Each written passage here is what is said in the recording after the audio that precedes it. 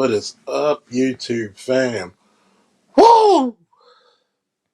What is up? We are going to talk about some good shit today. What is up, YouTube fam? Have you ever noticed? Have you ever noticed when Sergeant Faulkner gives you the lowdown about a person, somehow, come way, he comes out on top? What's up, famous Davis? What did I tell you about this Negro, Anton? What did I tell you? What did I tell you, folks?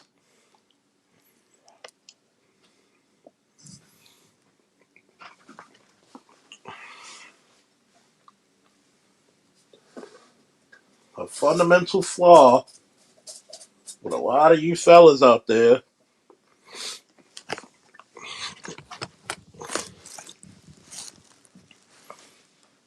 What they always tell people about knowing where you stand in other people's houses. I'm gonna light the cigar for you today. I'm gonna say this, right? Corey Holcomb got a few dollars while I'm lighting this LFD.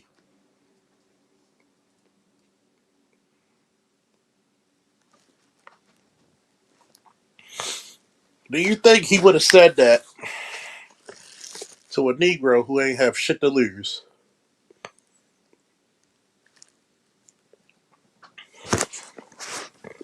We're gonna get real. Please put your questions in the chat, and I'll answer them very black pill fully. I have nothing to hide. As a matter of fact, a lot of people out there keep forgetting that men didn't always talk online. Men didn't always talk online.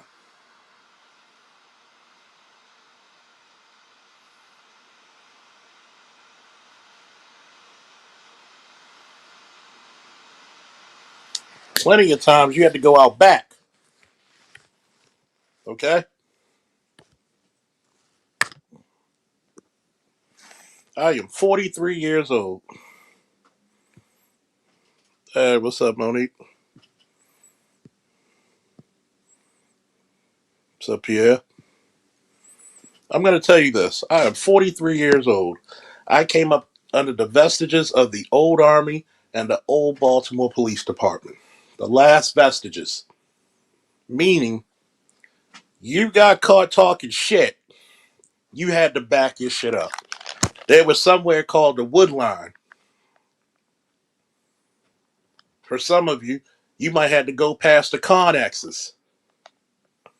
Sometimes you have to go into connexes. For all you old soldiers, tell me if I'm lying. You go past that wood line, nobody gave a fuck who the rank was because you took your blouses off. You both privates. I've seen a E5 fucking sergeant and a lieutenant colonel go to blows at the wood line. And then later that night drinking. Yes, that colonel vastly outranked them. But you don't do something to disrespect the man. Okay? What's up? What's up? Let me know who else here. See, we got to break this down very carefully. Matter of fact, I'm going to take it back to where men were men.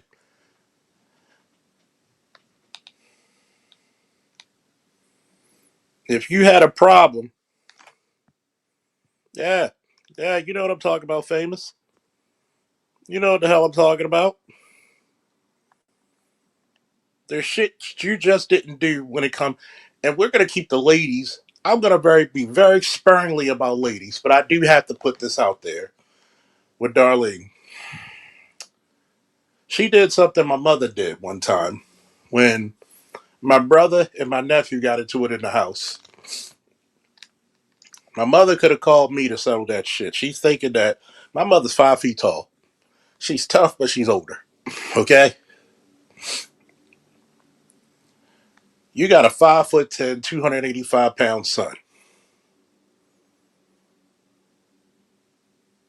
who can lift whatever the fuck he pleases, who's a master wrestler, competent boxer, and mixed martial artist, and a firearms instructor. What are you getting in between two grown ass men for getting into it? I know you want to keep peace, but if one of them accidentally hits you, that could really do some damage to you. This is the reason why the first rule of protection is obedience. Get out the way, get out the way. If I'm telling you get out the way, I'm doing it for your protection. Because if this nigga starts swinging, the only thing I'm going to do is retaliate with extreme prejudice.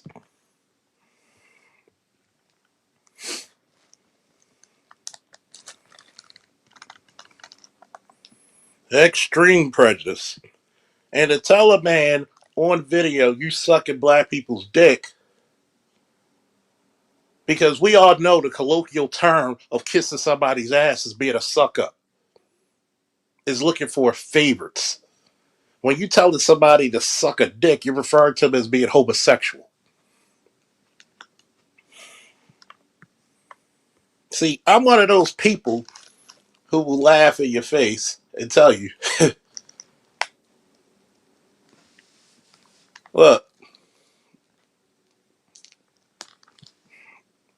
nigga, if you feel like you want to jump, I'm the fucking lily pad.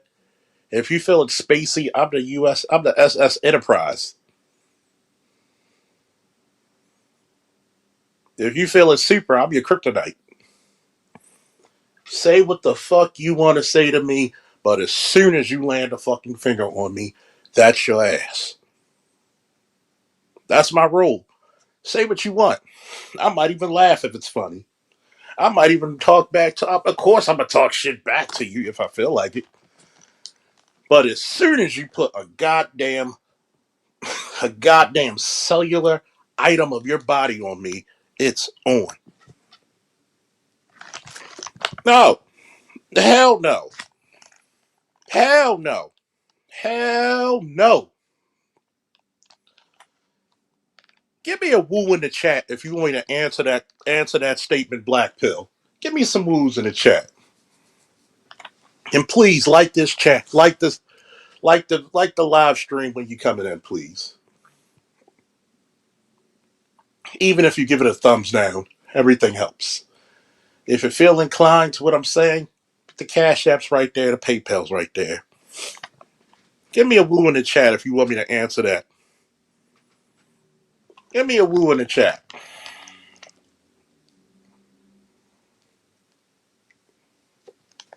We got one. I need some more woos. I like my audience participation.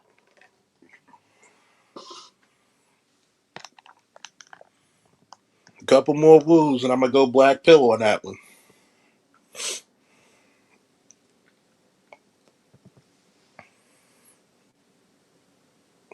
I'm gonna answer this fully, right? What's up, Dapper? What's up, All Star God? I'm gonna answer this shit fully. Throughout any era, any decade, any century, any millennia, through whatever bygone age you want to refer to, men had to be respectful to men because you could cause war. You could cause death, depending on how you respond to people. Why do you think it was very customary for dignitaries to know the culture of the area they are going to be in? Your blatant disrespect can cause war.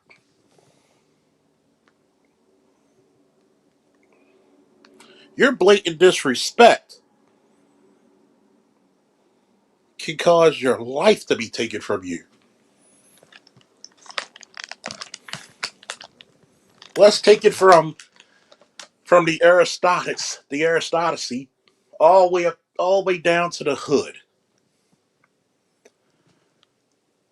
Fellas, ladies, what happens if you see a group of black men or men, period, on a delectable street corner, congregating about, and they're all wearing red of some sort, and you come down the street wearing a blue jacket, blue tennis, blue bandana, and you just walk right between them? What would happen? What would happen?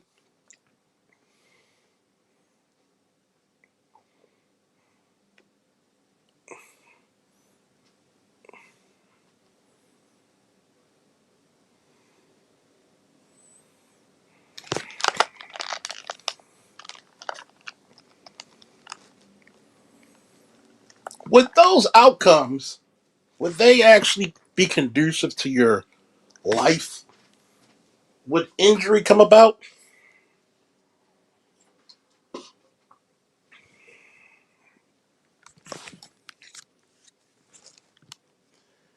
If you went to a Middle Eastern country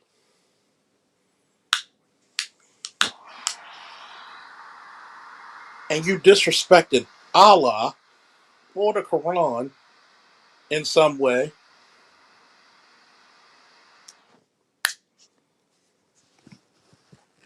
would grave vengeance be taken out? Very serious injury would happen. So Corey is about what, in his 50s now?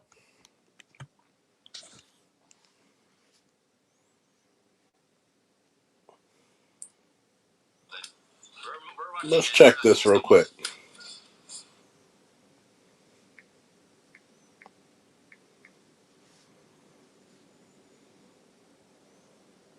57 years old. That's almost a 60-year-old man. 57 years old. What's up, Pride?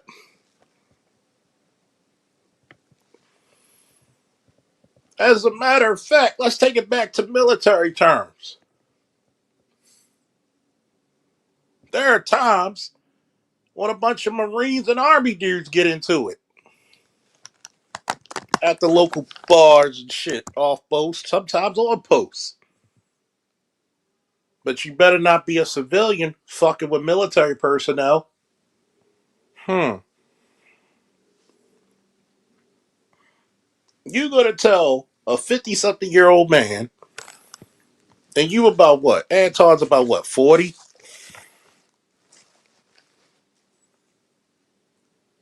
You gonna tell a 50 something, nearly 60-year-old man to suck my dick? Well, not even suck my dick, or you sucking dick.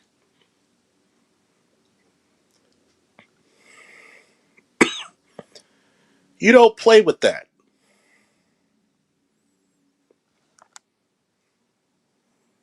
Older men don't play them young fucking games. And I'm gonna talk about Anton for a moment. When you were on Dennis Sperling's show and I called you out on all the bullshit, and this is years ago, I personally called you out when we were up on that panel. Dennis saved you. What happened at Corey's show, there was no one to save you. I would have welcomed the opportunity to go out back.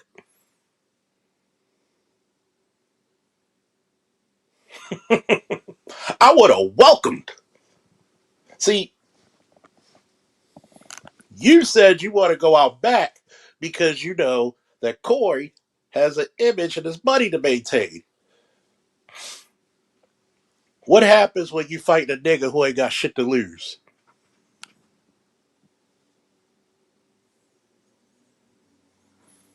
Coonish ass people like you. If somebody got arrested for knocking you the fuck out, There's a lot of people in jail who will make sure that dude is good. You said it to the right motherfucker.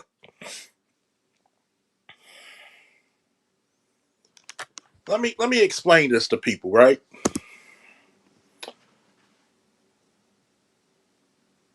Do you know how many celebrities like Frankie Beverly barely walk with a bodyguard? Who the fuck's gonna fuck with Frankie Beverly, God rest his soul? That man was protected in any hood.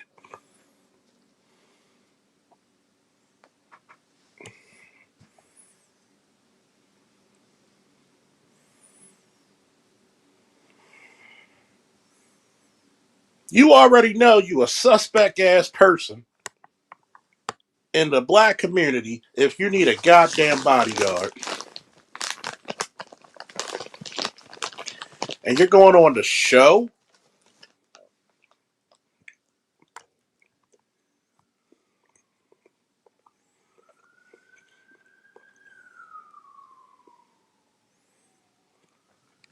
You're going on a show, but you were afraid that you were going to get cornered on a lot of bullshit that you've been saying. Excuse me, folks, while I take a good puff. Whoo!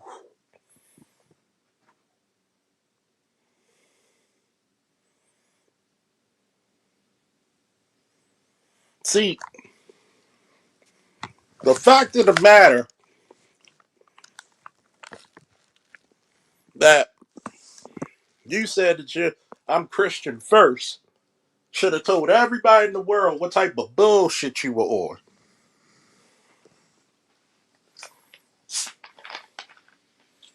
Because guess what? Dr. King was Christian. Brother Malcolm was Muslim. But did their missions align? See, black men and black women,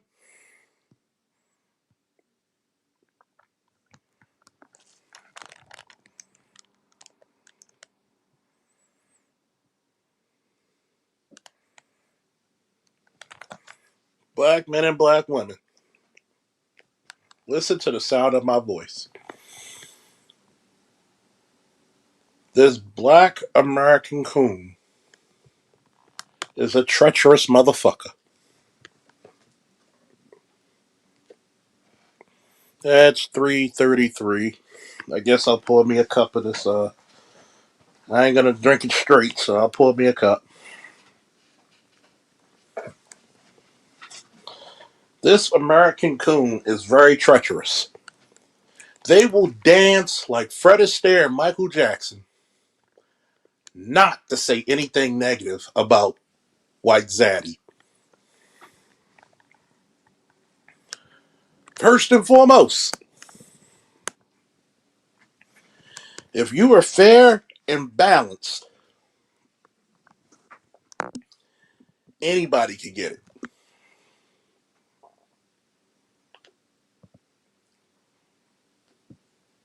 Have you noticed, folks, how many people try to hate on yours truly, but won't come up on his panel to defend themselves?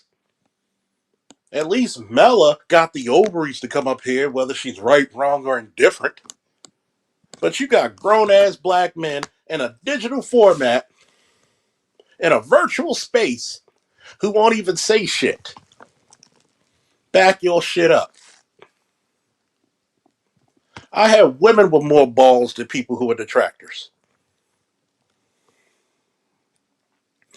And you know what the filthy part about it is? You talk about you're for the betterment of black men, but historically, people like you were always for our detriment, for over the dollar. You were no better than the goddamn preacher man putting on this spectacular demonstration to get more money siphoned out of our community.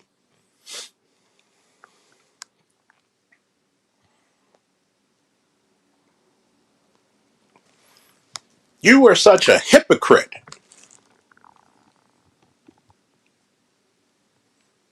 Because you couldn't even present yourself as this forward-thinking black man that you always say you are.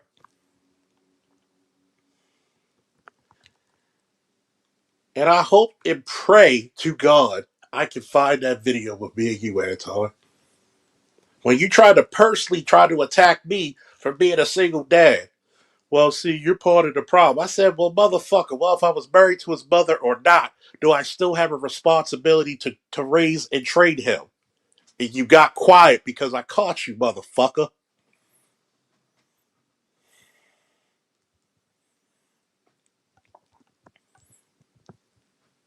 See, the funniest part about this whole situation is that he exposed himself in many different layers, but a lot of people didn't catch it.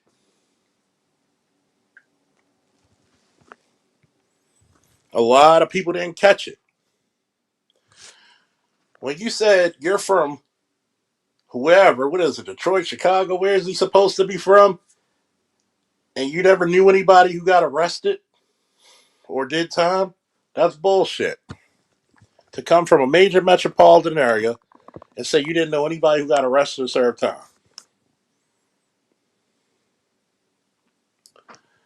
Number two, you really don't even understand how to conduct yourself in a room full of grown men. And it shows. Yeah, Detroit, thank you. Because first and foremost, if I had the show and I had the platform similar to Corey's, I wouldn't need a security team. My boys would be there, just like Corey's boys were there. Couple of the Padawan, now Jedi Knights will be there.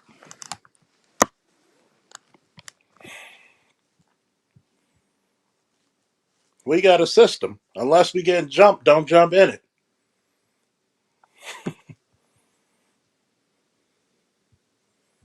Unless I'm getting jumped, don't jump in it. If I got to get my ass whooped, let me get it whooped one on one.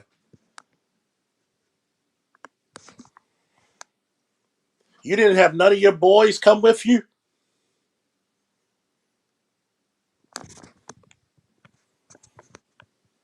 Hmm. Because they probably know how much of a fucking snake you are. Let's look at another statement.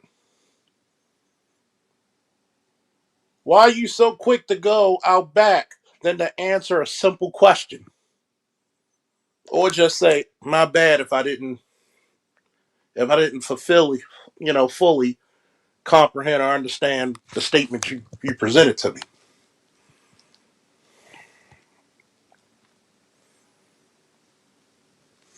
And you're right, Namer. That's presuming if he has any friends.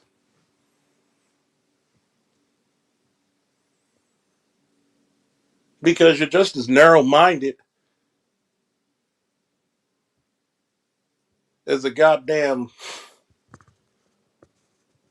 as a devout, unworldly Jesuit.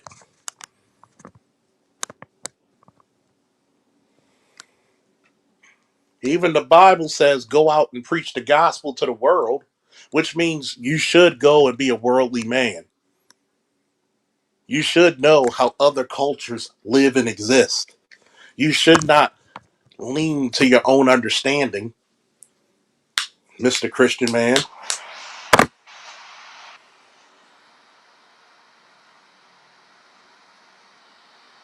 Don't don't use don't utilize any religion to make an excuse for your blatant ignorance or stupidity.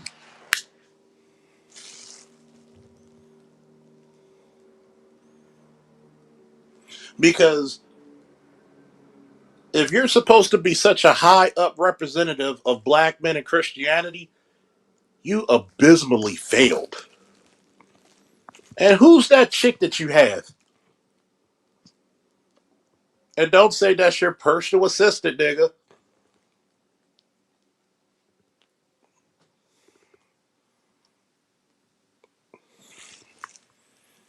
Because last time I checked, you get more flies with honey than vinegar. If yours truly was on Corey's show, I'd probably be cracking jokes.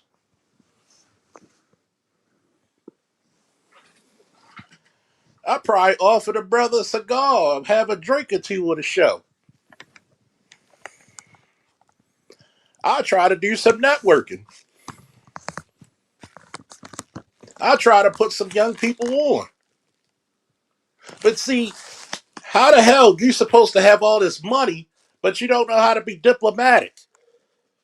You exposing yourself, my nigga. Diplomacy is at the utmost importance when you're a guest in somebody else's domain.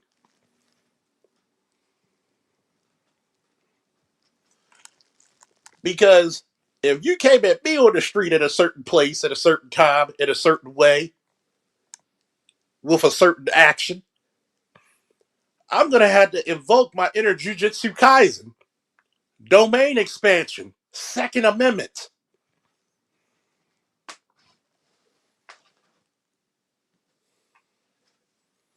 But the problem with the black community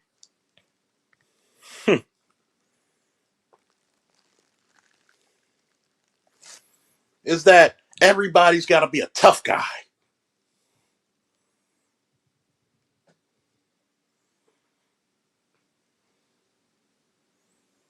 See, everybody's tough till you find a tough motherfucker in front of you.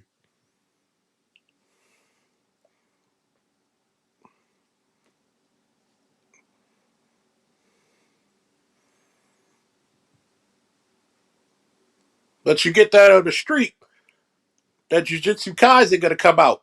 Domain expansion, Second Amendment.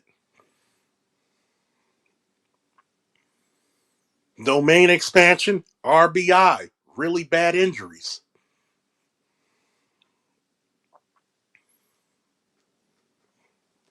Domain expansion, belt the ass.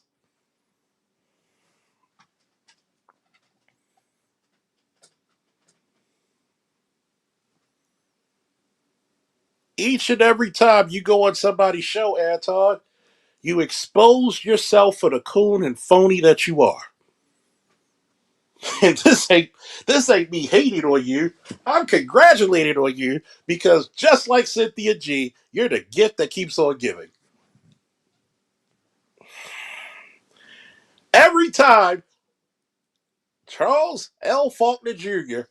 says something about a person, exposes shit about a person, it may not be today, it may not be tomorrow, it may not be next week, but sometime the shit's gonna come out and I'm gonna look like a goddamn saint that I am. It's almost prophetic at this point.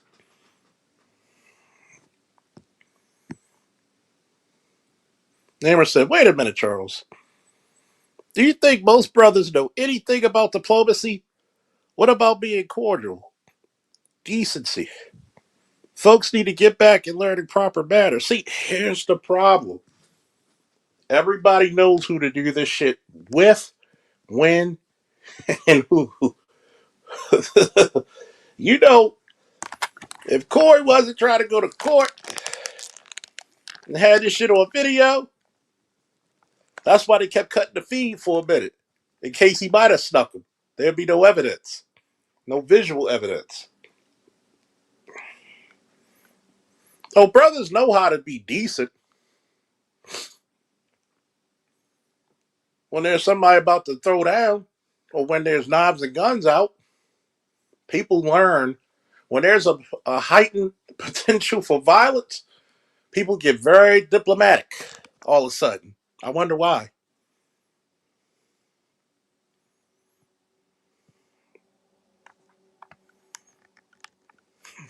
I mean, it hurts so bad that it feels so good.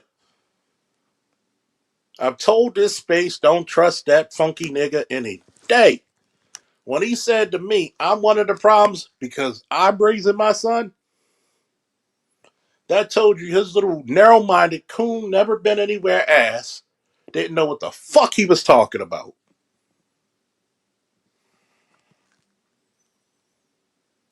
See, I didn't have to be married to raise my son properly.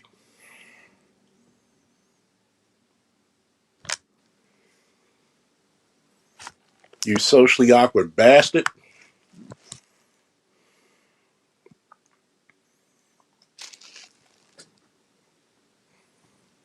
And that's when you know you're really awkward with people, man.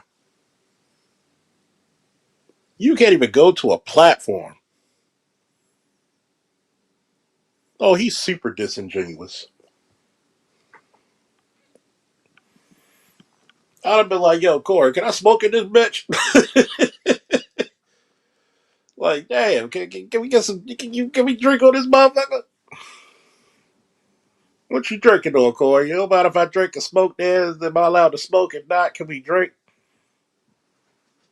I would love to be on this show, give my perspective about law enforcement and military service.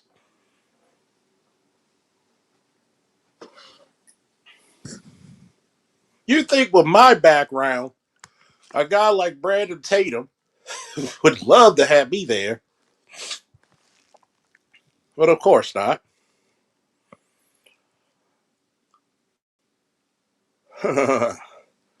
What's the boy who's the Navy SEAL who do all the interviews?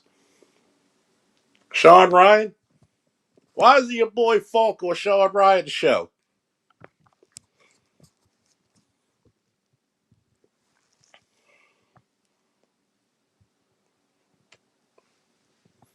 Sometimes just to ask the question is to magnificently answer the question. Ladies and gentlemen, sometimes it is not a bad thing to be a disruptor of the system.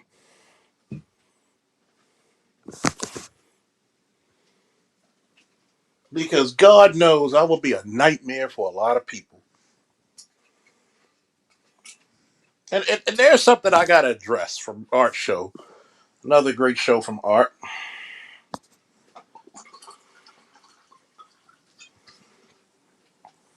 And I think he said Brandon Tatum sold this. Well, those officers don't have a duty to go in that building to rescue kids.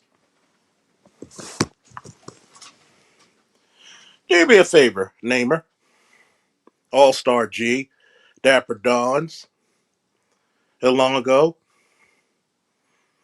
Ask me the question if a police officer or a law enforcement officer, period, if they have a duty to go rescue kids during an active threat. What's Otis? Ask me that shit right now. Somebody post a question.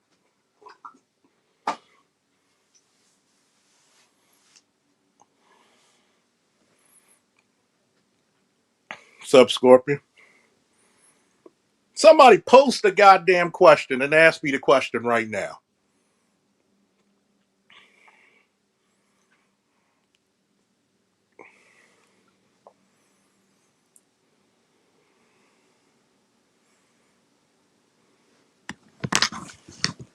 Because we're going to get to the bottom of a lot of shit today.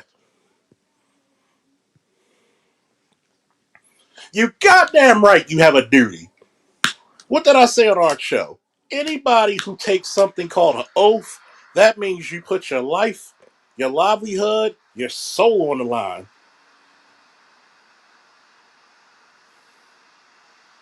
Before God and country comes I.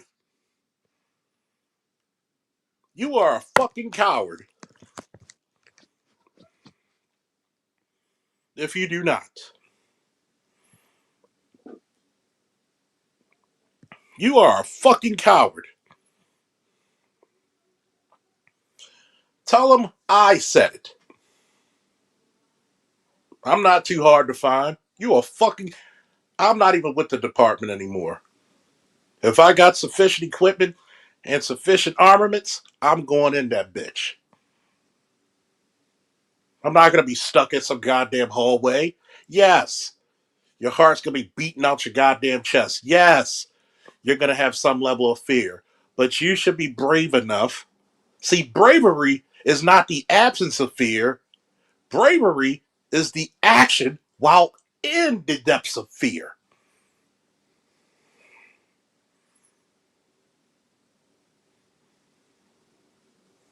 There is no fucking reason children should not believe in two things: safety and heroes. You go to some places where you're doing a building raid and people and little kids are praying to God for safety, and God sends you.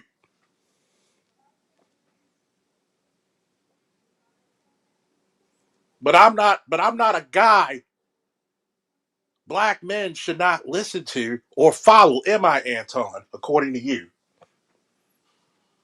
I'm not a guy who's not worthy of being called a good dad or a father, according to you, right? Why do you think the Baltimore Police Department, around 10, 13 years ago, took my shift off for a whole month just to do active shooting training? So they can hold your ass liable without holding the department liable if you don't go in. By law, you have to go in. By law, you have to take action. But the kind of guy I am, according to Anton, I'm the worst of the black community because I'm a single dad. For all you Anton fans, that's the type of nigga you follow, right? The nigga who's gonna try to besmirch the name of a single dad while he was a cop in the Baltimore Police Department. While he while he mentored for 20 years wrestlers at Lake Clifton Eastern High School. While he took kids who couldn't find work, gave them certifications as security guards, private detectives, and got them certified to get their gun permits and put them to work bodyguarding celebrities. Put them to work at a convention with 10,000 people, making them responsible pillars of society. What the fuck did you do to equal that? Since I'm not the type of guy that people should listen to or follow. I'm not the type of guy. Well, I'm the type of guy, according to you, that is part of the detriment of the black community because I'm a single dad. The fuck out of here, you fucking jackass.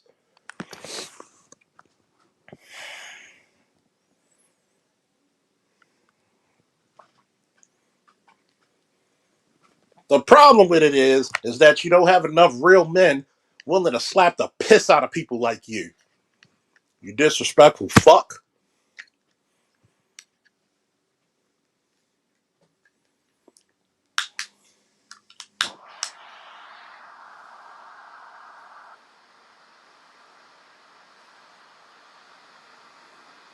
That phony, tough, crazy, brave bullshit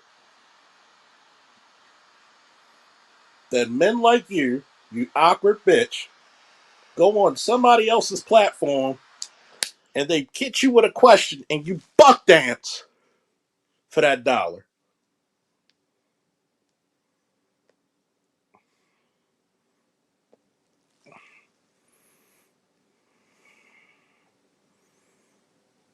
Of course, because you know you have backup. You know the one thing I love about combat sports? Ain't nobody coming to help you if you taking that ass whooping. You get taken down and grinded into the mat in wrestling. You get thrown to the heavens. You get your shit rocked in boxing or kickboxing. You get put in a goddamn armbar or chokehold in judo. Nobody's coming to save you. You have to be the hero of your own narrative. I wonder where we heard that before, folks. You gonna say come outside, but you got an armed bodyguard.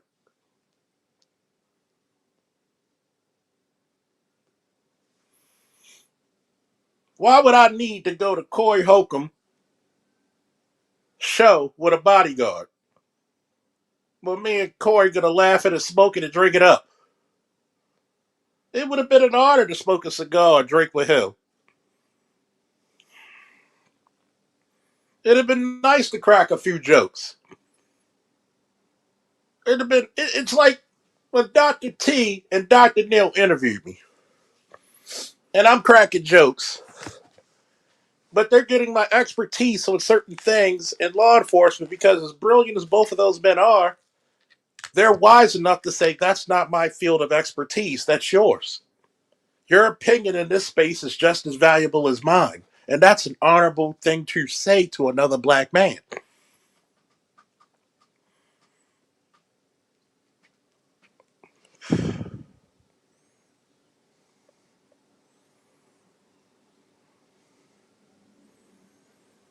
If somebody said we need to go out back, I'm going to de escalate first. Why don't we sit here, smoke, and take a drink and talk about our discrepancies? But if it has to go to blows, I have a rule. Don't jump in it unless somebody else is jumping in it. Let me hold my spear in victory or die on my shore or die on my shield.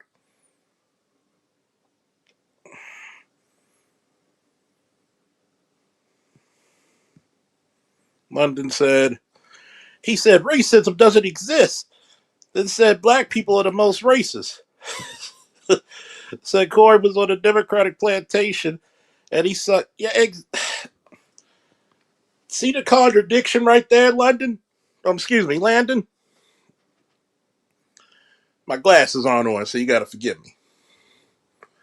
Landon, look at the contradiction he just put out. Either it exists or it does not exist. First of all, there's a difference between bias, prejudice, and racism. Bias is heavily favored to one side. I'm a Ravens fan. Fuck you. That's how I feel. Fuck you. Who you cheer for in the playoffs? None of them. Ravens ain't there. Fuck you. That's how we gonna do it. That's bias. I'm gonna be with my team. You know, unlike a lot of these young cats who flop with their favorite player goes to a team. I may still like that player, but it's my team over them. Prejudice is an inward, internal, not external, internal thought and feeling of a certain race, religion, creed, or sect. Black people can be prejudiced if they choose to be. Racism is an institution against a certain race, okay? Black people do not have the monopoly on institutions. So, by definition, we can't be racist if we want it to be. Prejudice never hurt anybody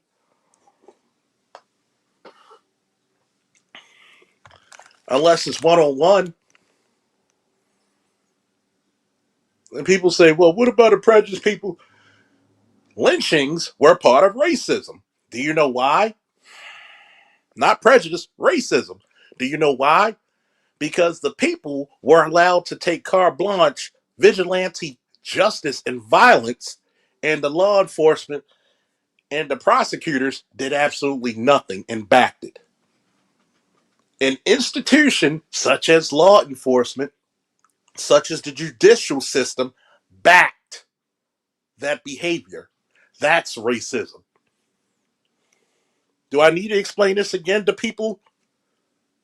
Do I did I come off clear, folks?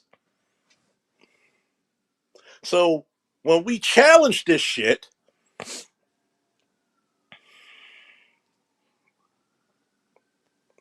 when we challenge this shit, definitions matter. Lynchings were backed by the state because there were no prosecutions, there were no arrests. A white person not being rejected from an HBCU is not racism. Because there's plenty of black people who got rejected from an HBCU. It happens every day, B. The riots in Tulsa, Rosewood was backed up by racism because the institution protected those folks who were rioting and committing acts of vigilante violence.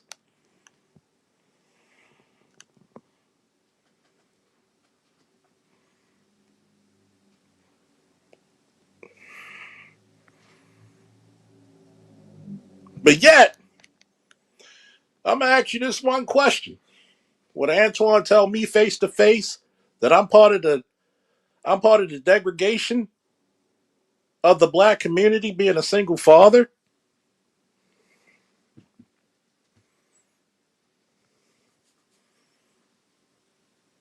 Tell me without your bodyguard to go out back and see what happens.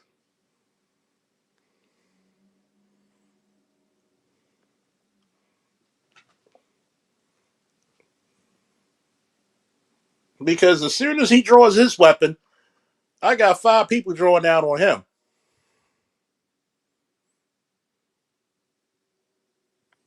So either you're going to take the cigar and the drink, or you're going to take this ass whooping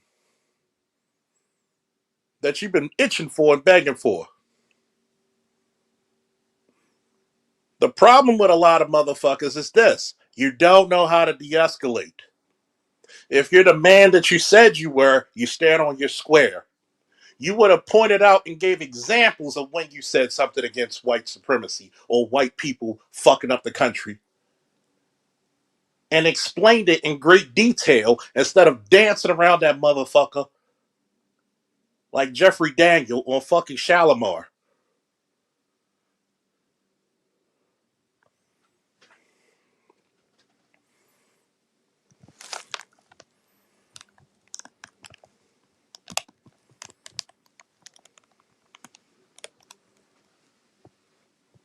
Because best believe I've been in more dangerous situations than what he's been in on that show. It makes me no fucking never mind. And you still showed your black ass and all that just to protect your dollar because you don't want to give up that white money. Shout out to 52 people watching.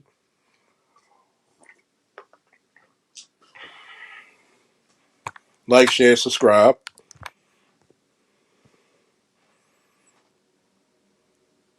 What's up, Garrett?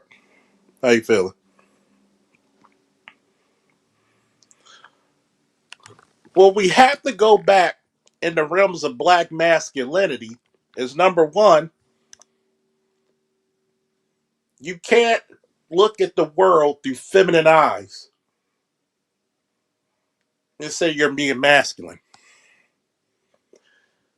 A masculine man is not afraid to go against the grain is when he's right.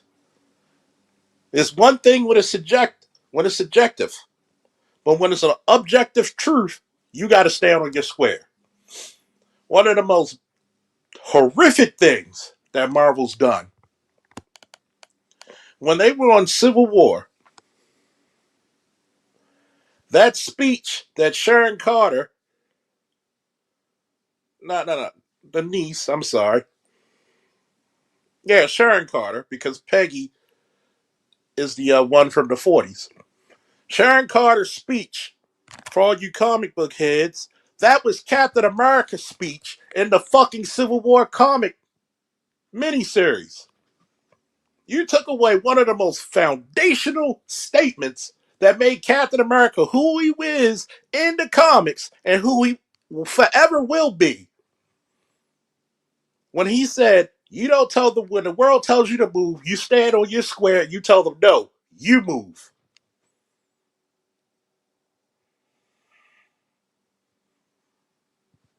That's the problem with current day masculinity.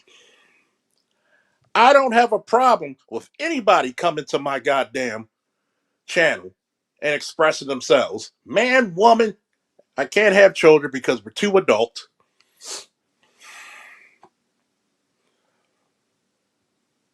But stand on your goddamn square. And if you are wrong, at least have the decency to say, I apologize, you're right, I'm wrong. Just like I will, and did, and would.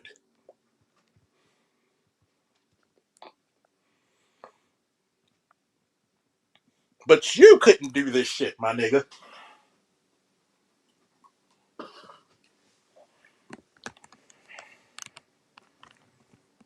Why? To protect your dollar? One of the reasons why I got love in this space was because everybody was apprehensive against my occupation. And when I stood on my square and didn't change my views, people respected that shit.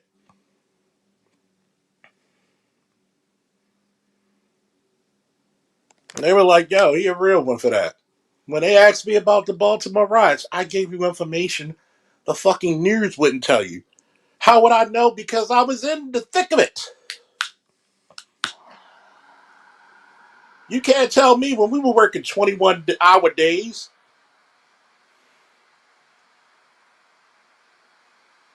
How many motherfuckers had to come to the rescue of cops who had fractured skulls from rocks being thrown at them because your lazy ass mayor, your lazy ass department didn't supply you with enough equipment?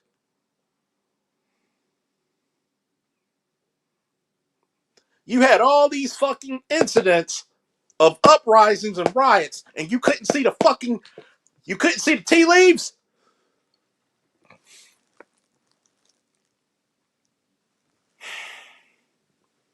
Baltimore had the convention that year of the National Sheriff's Convention.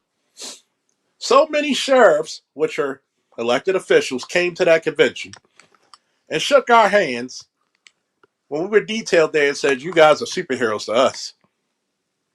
It's a damn shame the way they treated you.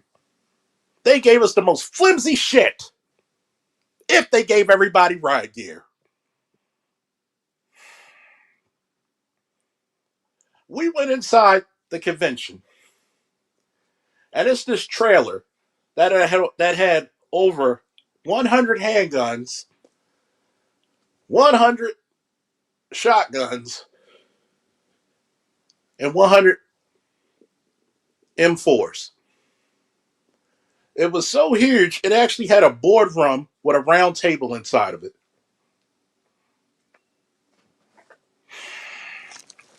This man had two giant schnauzers,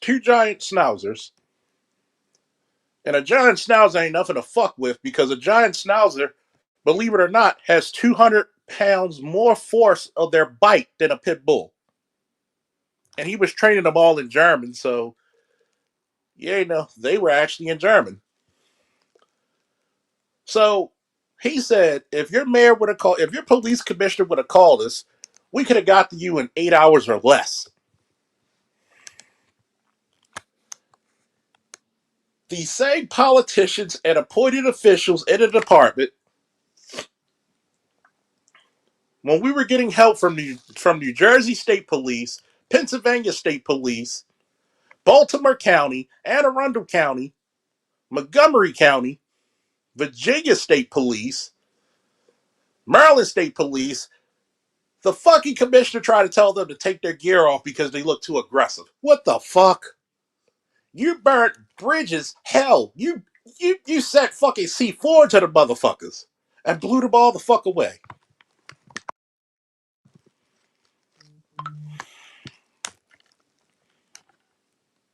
But back to this fucking Anton thing.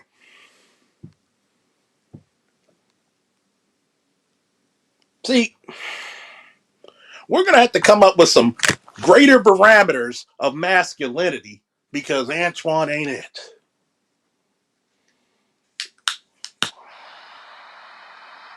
You don't go to anybody's house utilize their restroom and don't flush, walk your dirty, muddy ass feet all through their house, go through their kitchen, go through their refrigerator with your dirty ass hands.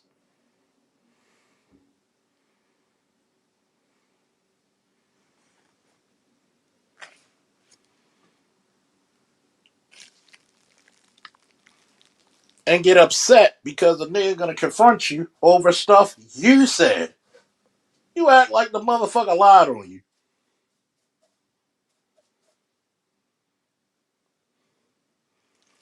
You're no different. You're no different than ABL when he was confronted on the Coliseum and got embarrassed. And we even told the nigga, you need to coon better. Because you know when you catch that motherfucker, he do that stupid ass laugh.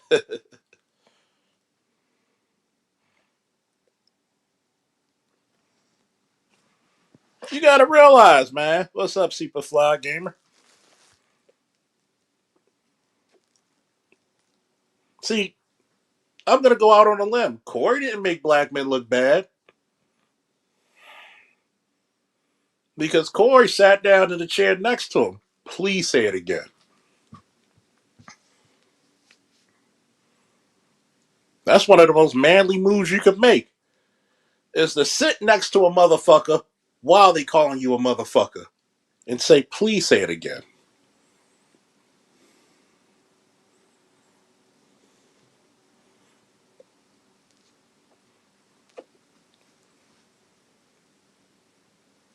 Because you know you're running a platform off of deceit.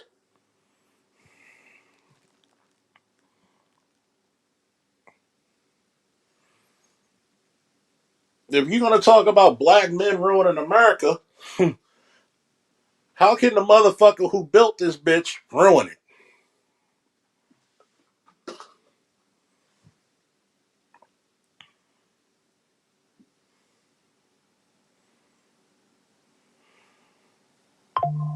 Go ahead. Go ahead. Riddle me that, Batman.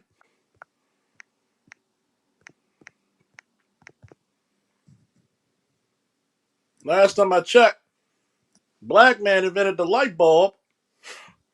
The white man invented the electric bill.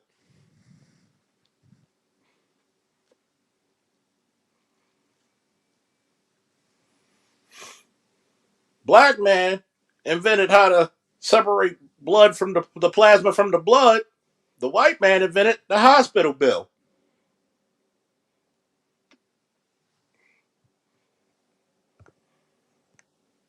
Go ahead. How did we ruin America? Did we ever drop a bomb, a nuclear bomb, on a country in anger, in hostility?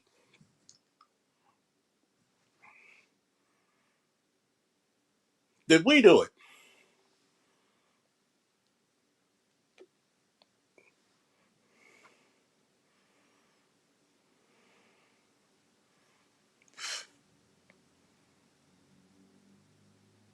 See, a lot of people forget Alexander Graham Bell, excuse me, Thomas Edison had a black chief engineer and he sued him for numerous patents and won.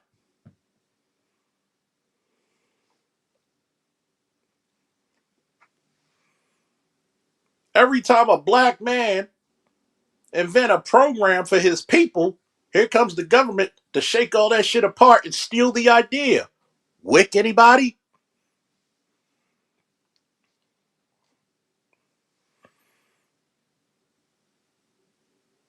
Come on, Anton. Every time, historically, when black people had their independence from the country and said, you know what, just leave us the fuck alone and let us fucking have manifest our destiny, what happens? You kill our leaders, you disenfranchise our communities, you subjugate our women against us. How many times has it happened historically? I just came from the market. Even a gay man got upset when a woman tried to say these men abandoned their children. Even he said that's bullshit.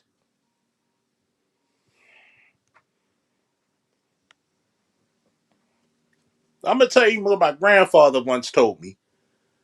The greatest invention a white man ever had was the patent office so he could steal your shit.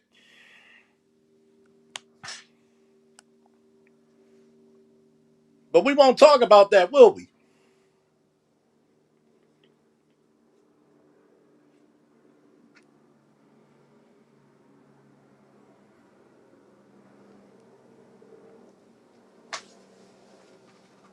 We won't talk about that, will we, Anton?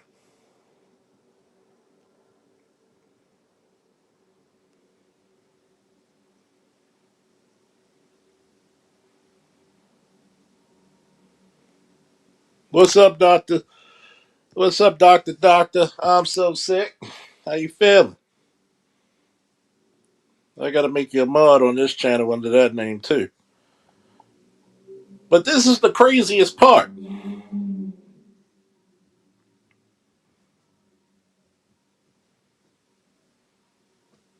You are personally one of the reasons why the black community is having trouble. Because when we hold you to a standard, when we hold your ass accountable, put your feet to the flame, you can't even man up and say, oh, my bad. Oh, my bad. You did it years ago on Dennis Sperling's show, and even when he talked about it, he's still trying to save your ass. Because everybody know that you're the super coon 99. You trying to get some of that Brandon Tatum money.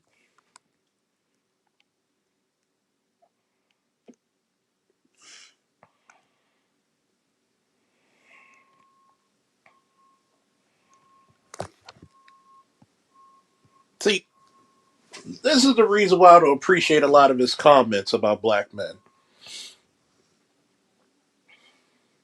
You don't say shit about white men when they're messing with little kids, underage girls, married women overseas. But when a black man wants to go on vacation and he might find a little vacation girlfriend or he might even find his wife. But how many videos did you post in your shorts about wayward black women? But a black man's not supposed to be grown enough, mature enough, masculine enough to manifest his destiny when it comes to love. What is the most masculine thing have you done so far, my dude? Because you flip flopping everywhere. One minute you're supposed to be this high value, high status, elevated black man, but you go on the show talking some nigga shit. Pick a goddamn struggle.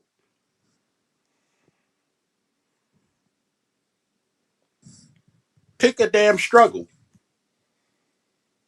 You expose yourself each and every time you come out here. You're just as phony. You're just as fake.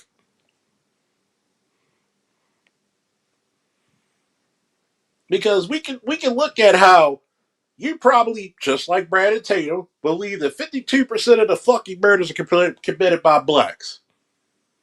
When you can easily finagle the numbers, but nobody ever brings up who's number one in child abuse, number one in sex offenses, number one in burglaries, number one in domestics, number one in robberies. Y'all don't like to bring that shit up.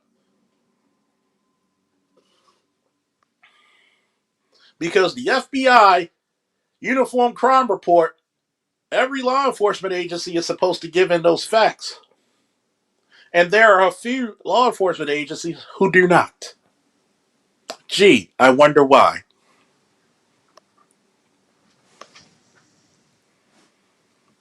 Electrician 480, what's up, good bro? One of the hardest working men in the space. My boy Dapper Don said that's a good point. I never heard him once say the diabolical things white men do in this country or in the world, currently or past. He's quiet about. Of course, he's quiet about that.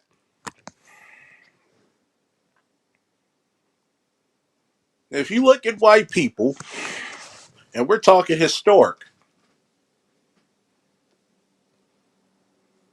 tell me what group of people did they ever interact with where at some point they didn't try to eradicate, subjugate, or disenfranchise those people? I'll wait. I'll wait. I'll wait. But you'll never hear Anton say shit about it. And that's where the rubber meets the goddamn road.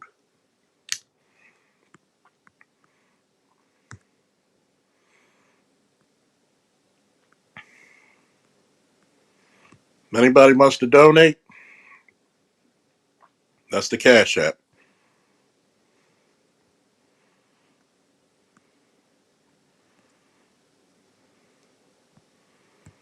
Oh, let's not get into active shooters now.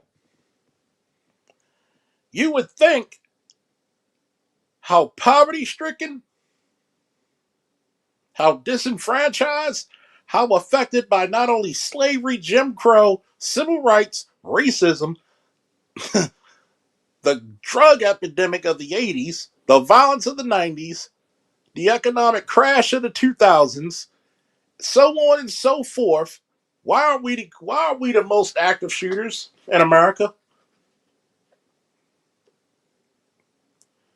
And who holds a monopoly off of active shooters? Anton, are you going to answer that?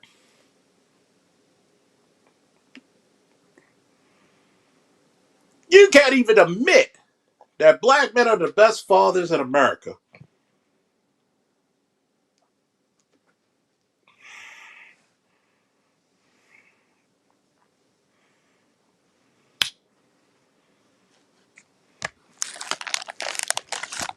Remember what I said? The key word I said is the portrayal. He's trying to portray this image.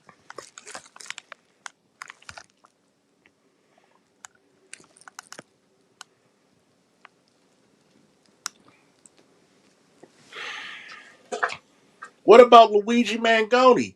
He what?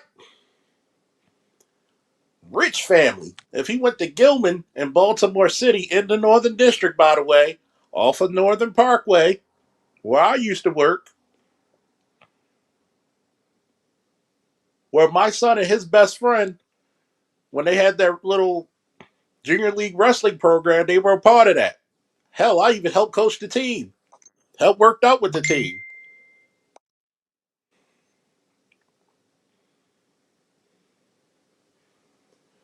Why didn't you weren't too keen on talking about that, were you? His family were millionaires. What about that, young man? What about that?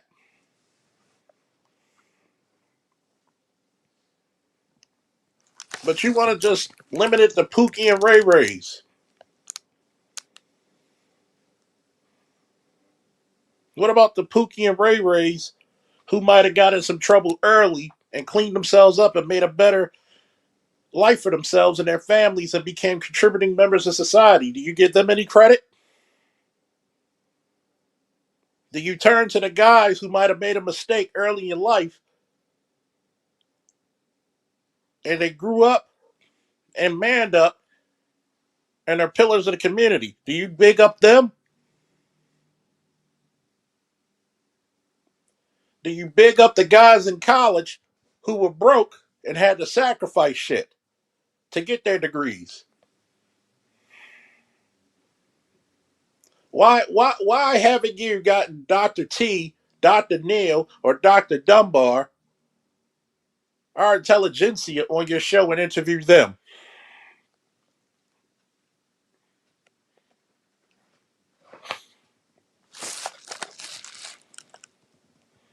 I'm not that big of a channel. But I had many different people on my channel. Even had a summit of black military and police officers. About 3 times. I might do a fourth one.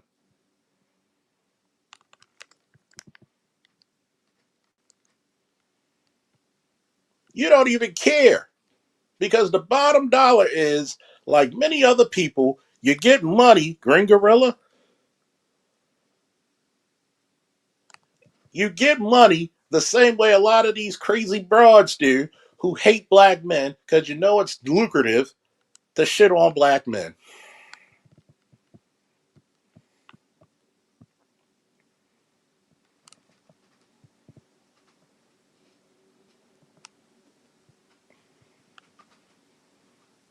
Sandog, you could have got him. A guy from New York from the PJs. Built himself up to be a fucking military officer. Now living in United Emirates in charge of multi-million-dollar logistics. Making damn good money with his wife and his daughter.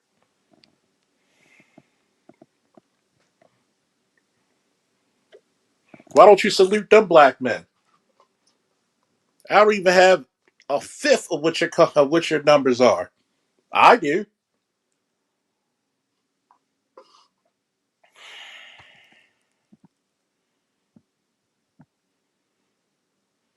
Oh, Dr. Neil would fry him about Christianity.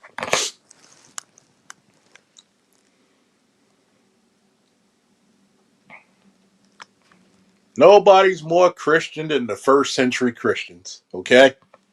Nobody. That's when you were put in the college. You had to fight toe to toe with a goddamn lion or tiger. You had to fight gladiators over your faith. I will bend no knee to no man before my Lord. That was their statements.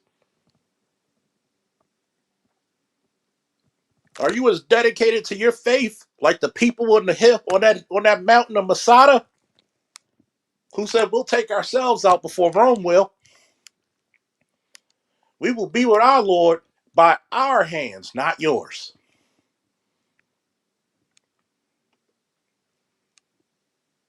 Are you as dedicated as the disciples? When Peter told the executioners, I am not worthy to die the same way as my Lord, and they crucified him upside down.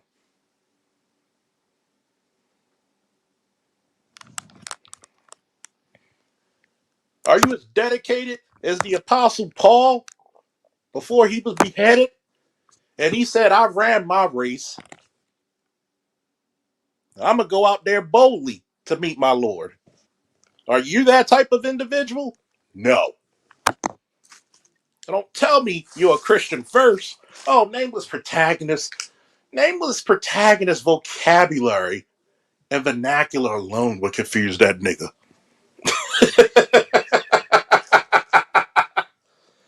Oh, he would dissect him like a middle school science project frog.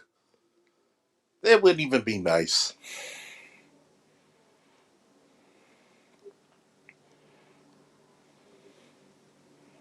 Would not even be nice, folks. Don't forget to hit that cash app if you're getting entertainment, if you're getting some knowledge. Hell, we got 60 people here. If everybody donate $2, hey, we made today's fun.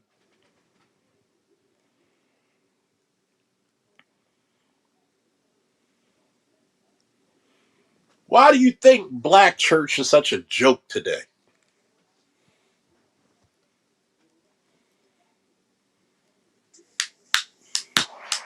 Because we have nothing but a bunch of profiteers of faith like you.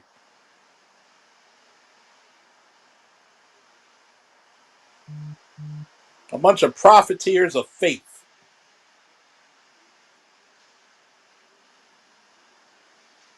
I remember back in the day when your pastor had the carpool. I remember back in the day, the first lady was in charge of cooking meals to feed the homeless. Whatever happened to that one Bible verse? Though I bestow all my goods to feed the poor, though I offer my body to be burnt, if it's without love and charity, it profits me nothing. Whatever happened to that?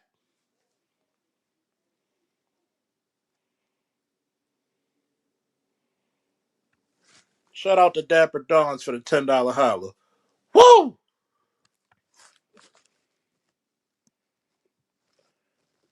Don't let him be the last one, folks. Y'all getting a good one. Y'all getting the classic Faulkner. Y'all getting classic Charles Faulkner Jr. today. The gloves are off. I'm straight black pill. I got a cigar in my mouth and a drink in my hand.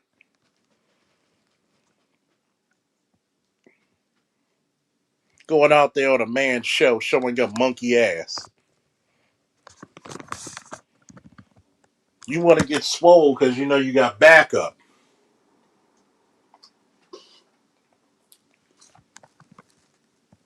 You see a man's bravery when you take him out of some place of comfort and he has to show the real him by his goddamn self.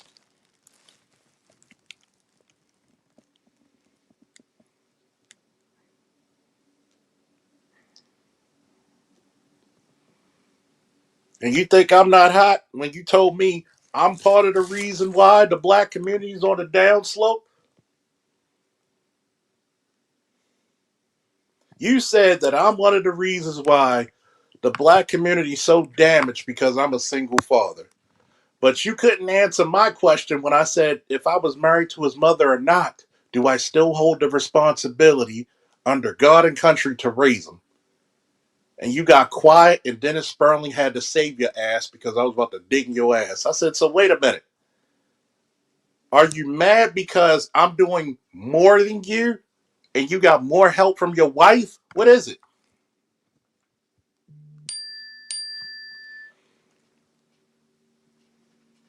My son's mother thanked me at his 8th grade graduation because she said, I know I couldn't have raised him the way you did.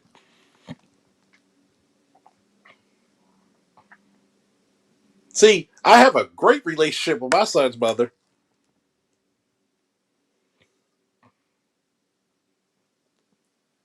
and I never married her.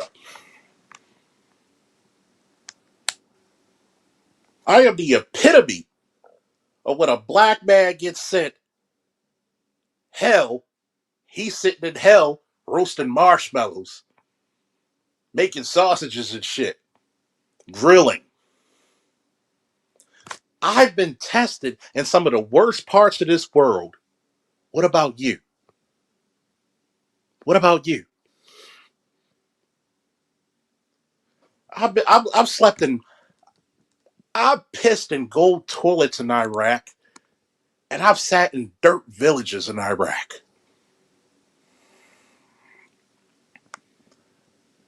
I had over 354 missions in the first 6 months of my 18-month tour.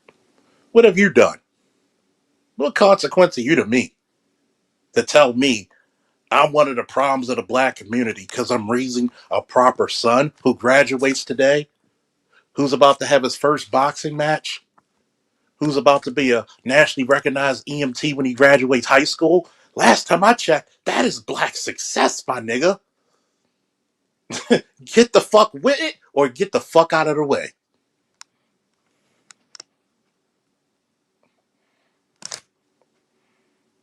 See, you have to understand real masculinity has to be stoic at times. I have to be above my emotional response at times. And there sometimes I have to be total and I have to get in your shit, whether you're a man, woman, or child. If I'm willing to correct a woman that's under my care and my protection, you think I'm not going to correct a man who I don't even know? I hate women so much, but I'm the dude correcting a black man for telling him that girl's pretty for a dark skinned girl. I said, excuse me, sir. Do you know what you just said? You have a daughter. Well, yeah. How would you feel if somebody said she's pretty for a dark skinned girl? Oh, I'm so sorry. I'm so sorry. He actually went to apologize to that girl. But I hate women, right? Hmm. Hmm.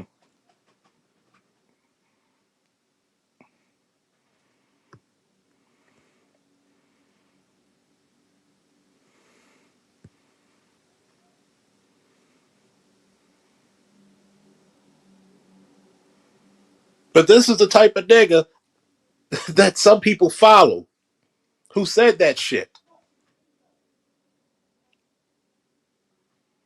And I will never let you off the hook, my nigga, for saying that shit.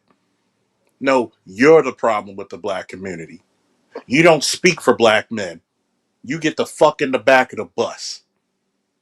You let the men who are doing it on their own, who do it righteously, who's not looking to make a dollar, except to feed their families, except to make generational wealth, you shut the fuck up while grown folks are talking. I'm happy Corey checked your ass on that shit because you knew that was not any cool shit. You supposed to be so goddamn intelligent that you have to resort to insults because you know you're a white man sympathizer and ass kisser. You know you're super coon number two. You just mad somebody put it out on a big enough platform for everyone to see.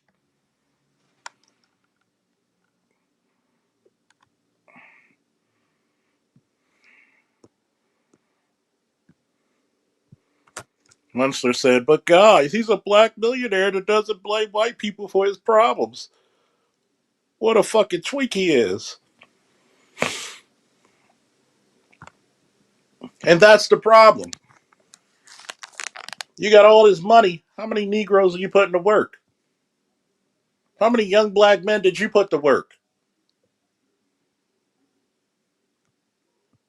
When I was at BlurCon for those 2 years, I was paying black men $100 every half an hour for executive protection. What's up? I'm the one who negotiated room, board, food, payment, special privileges, VIP, all that shit. Why not talk about all the good you do in the black community instead of trying to shit on it?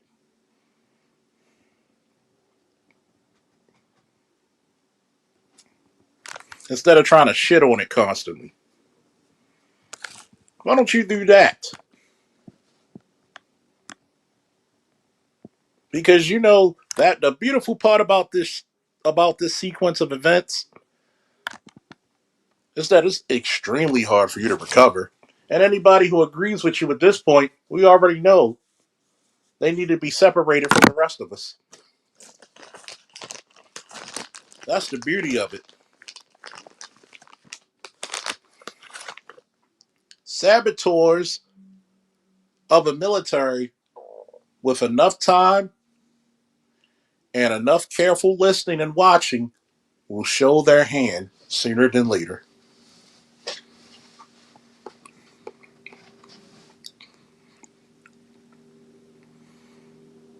Sooner than later.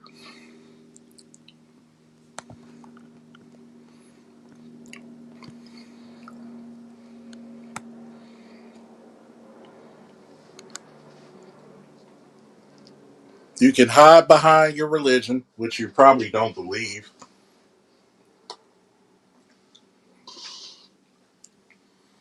You can hide behind all the money,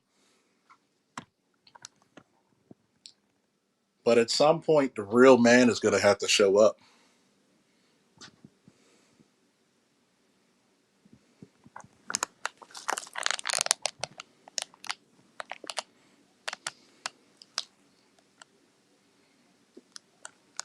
Like, share, subscribe. Hit the cash aid if you're inclined to donate. Share this with your friends because this is classic folk. I ain't go this hard in a minute. Whoo! I ain't go this hard in a minute.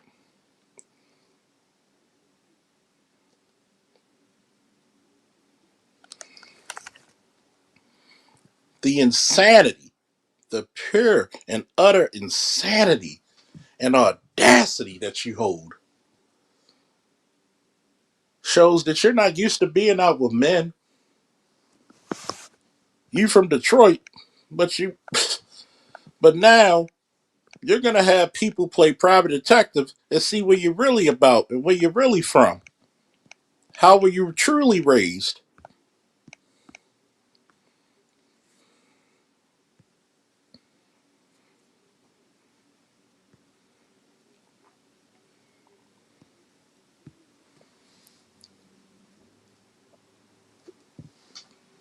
Because a man who only got shit to hide, y'all seen my face. Hell, you see me on videos all the time.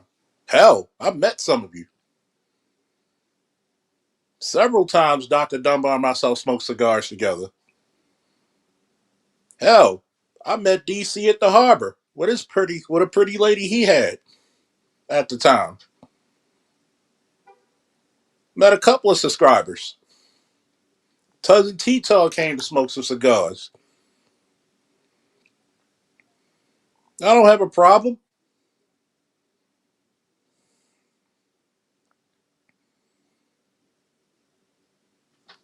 The problem with this truly is that black men, we need to stand up in unison and say, people like him do not speak for us.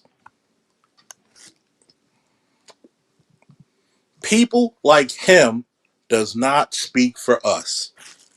And Lord knows you better not be from a goddamn suburb.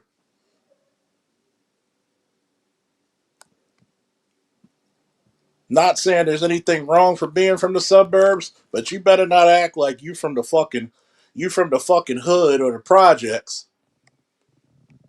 And you speaking on what hood and project people have to deal with on a daily basis. Because now you're doing the civilian equivalent of stolen valor.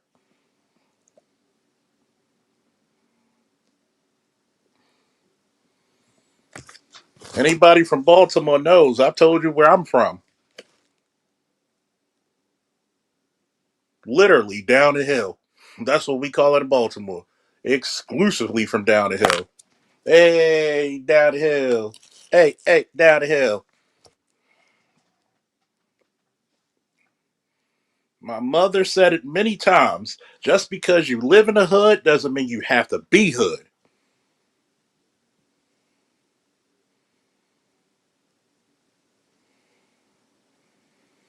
And this is another thing I'm going to talk about this conservative bullshit. I've noticed a lot of these guys call themselves conservatives, but they have nothing that is traditionally conservative about them.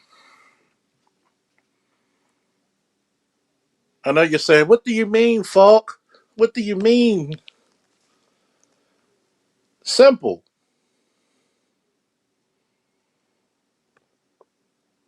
How the hell can you call yourself conservative, but you have no track record of service?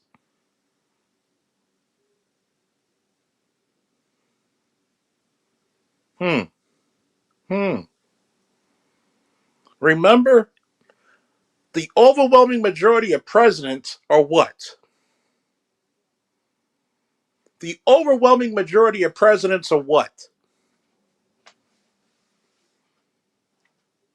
I'll wait for somebody to put it in the chat.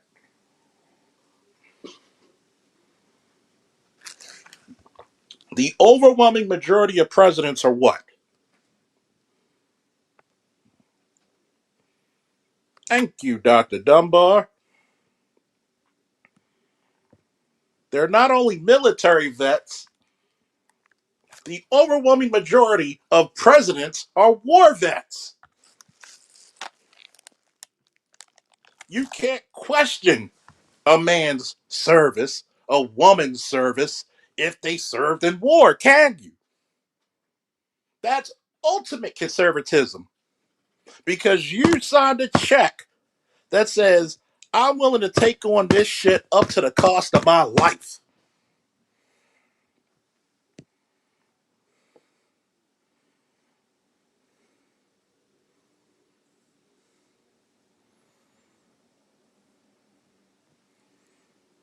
You cannot tell me that you are a conservative man if you have no record of service. Even if you're part of the service, because there are services, we have the armed services, but the military service or the uniform services, there are about 3 or 4 of them that are not armed. That's still what? Service. Have you went to the Peace Corps? If you're a conscientious objector, are you a chaplain or a chaplain's assistant? Have you went to the Peace Corps? Have you volunteered work? What is your record of service? I've said this on many people's platforms who claim they're these goddamn conservatives. Say what you want about J.D. Vance, but he's a war vet. Say what you want about Tulsi Gabbard. She's a war vet. Say what you want about Pete Hegseth. He's a war vet.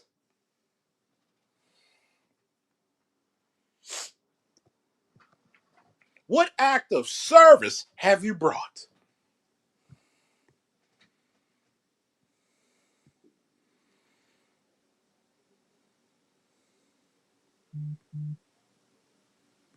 That's how you expose a lot of these phonies. Shout out to Mr. Smith for the $5 holla. Woo! When you look at this conservative shit, black men and black women listen to the sound of my voice.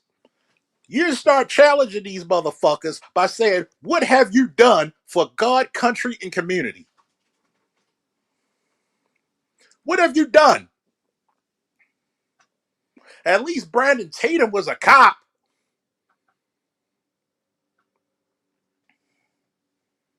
It might have been just for 5 years, but 5 years he put his life on the line at least.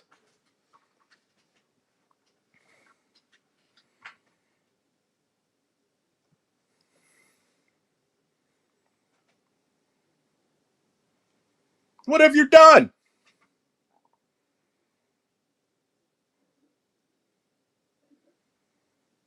What are your values? What type of fellowship do you do with other men? Are you able to talk to men with some goddamn sense? Are you able to teach and learn simultaneously? Is step two. Are you able to give information and knowledge, and are you able to receive it just as easily? Is everybody following it? If you following it and you're feeling what the hell I'm saying, give me a woo. Let me pour another cup of this Coke and cognac real quick. Because this shit got me fired up. Fired up. Are you able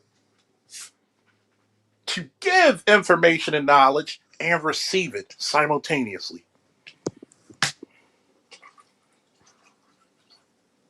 Because obviously, looking at that video, you didn't. You were closed off, closed minded, and didn't take any consideration of what anybody on the show was saying.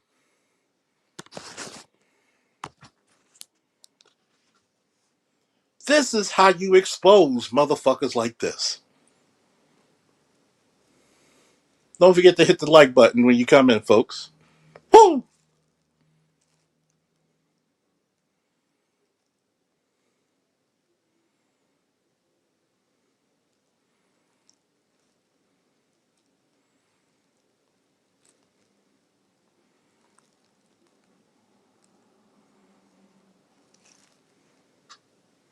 What's up, Geek Surgeon?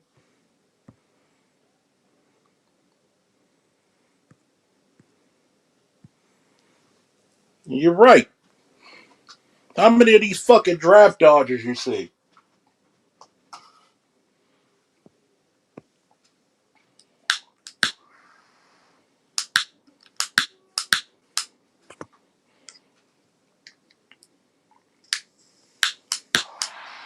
This is the reason why Jamal Bryant got ran out of Baltimore.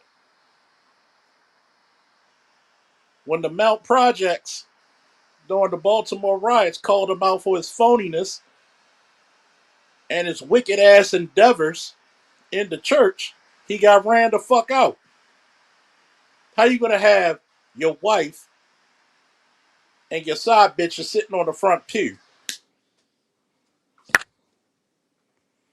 You supposed to be one of the most conservative men of being a preacher, man. This is the reason why. Somebody need to write this in the chat right now. Black men and black women listening to the sound of my voice. We need to have a standard operating procedure of saying people like this do not speak for us. Just like I said on Arch Channel, if you have nothing to do with the betterment of black American people,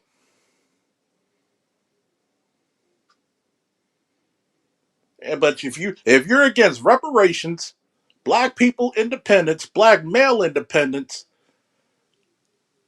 having a better, fitter, funner, more cooperative black woman who can get her degrees at the same time be a loving and caring and fit woman. If you're not down with shit like that, you don't speak for us and we don't come to your rescue. Just like they said in Batman Begins, I ain't gotta kill you, but I ain't gotta save your ass either.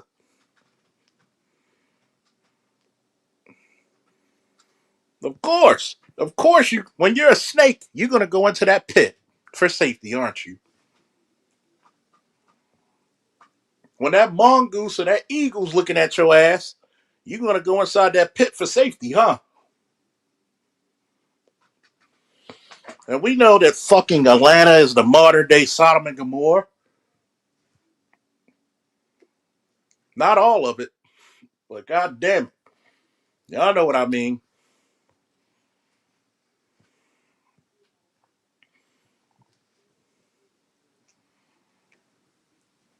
You don't have any service, you don't give any information, knowledge, nor do you receive it.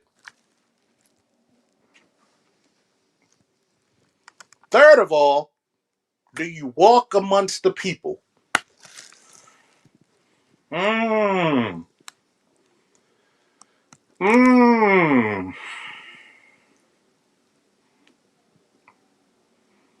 Do you walk amongst the people and mentor the youth?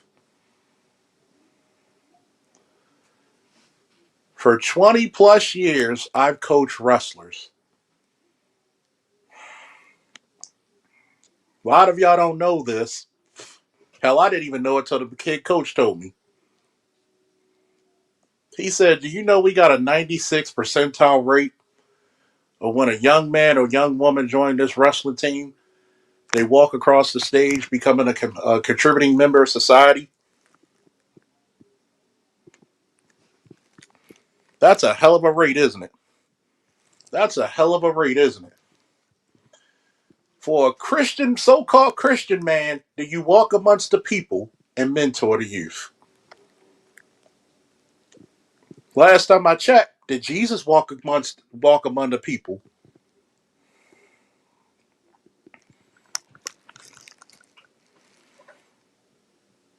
Last time I checked, did Jesus walk among the people? Jesus didn't hang around the rich people. Probably 99% of his works, he was among the poor. He was among the downtrodden.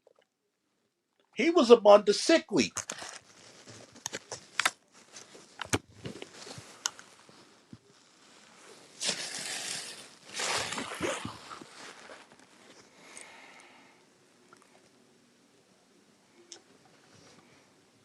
When they were asked, what's the greatest commandment? He summed up the 10 commandments in two. To love God with your heart, mind, soul, and to love thy brother as you love thyself. They even said it in the Bible. There is no greater honor than a man to lay down his life for his friends.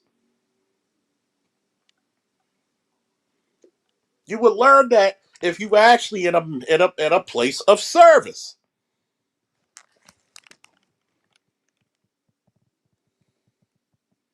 Even Jesus said, when I was hungry, you fed me.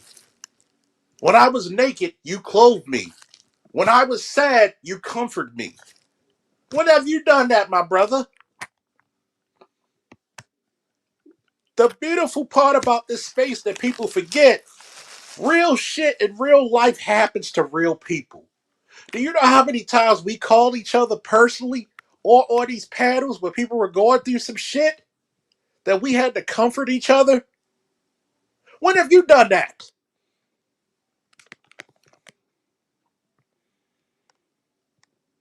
But you sit on this high perch, this imaginary high perch, thinking you're better than people.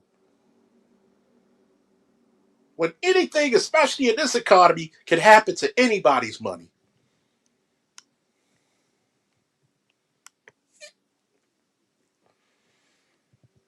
At any given moment on my panels, I will have PhDs, millionaires, high thousandaires, reformed felons, barbers, police officers, firefighters, military officers, sanitation engineers, people who are custodians, all walks of life converge here and are treated like equals. What about you?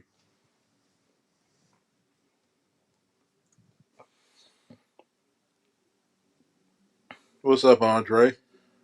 Ladies and gentlemen, the Maple Leaf.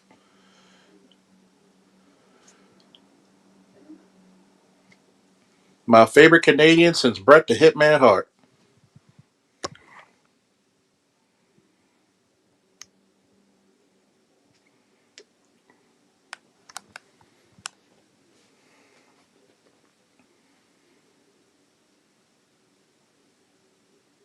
If you can't speak to the common man the same way you speak to the upper class man, then you got a major malfunction, my brother.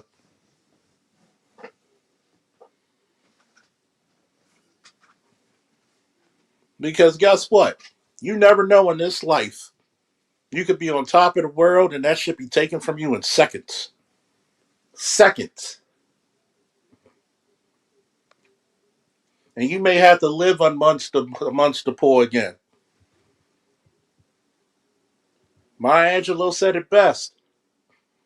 People never remember what you say to them, what you do to them, do for them, and what you give them.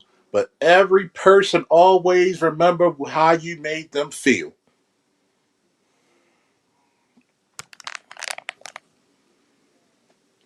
Even if I gotta call you a dumbass, I'm still gonna let you live with your dignity,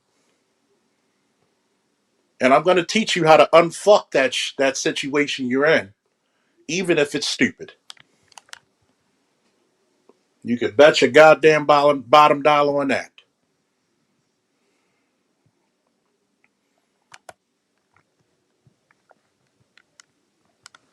Because people, when they get finished talking to you, do they feel better about a situation, more knowledgeable? Do they feel happier? Even if you got to call a person a dumbass, I'm going to give you the reason why you're being a dumbass. Because I don't want you to stay one.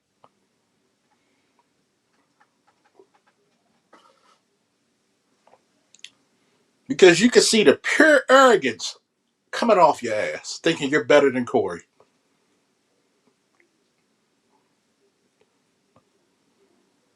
You just gave Corey a whole insurmountable amount of props, support, and subscribers.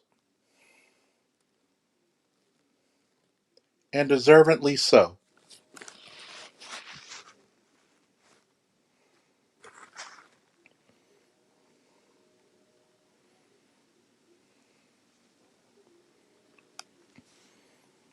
Deservedly so.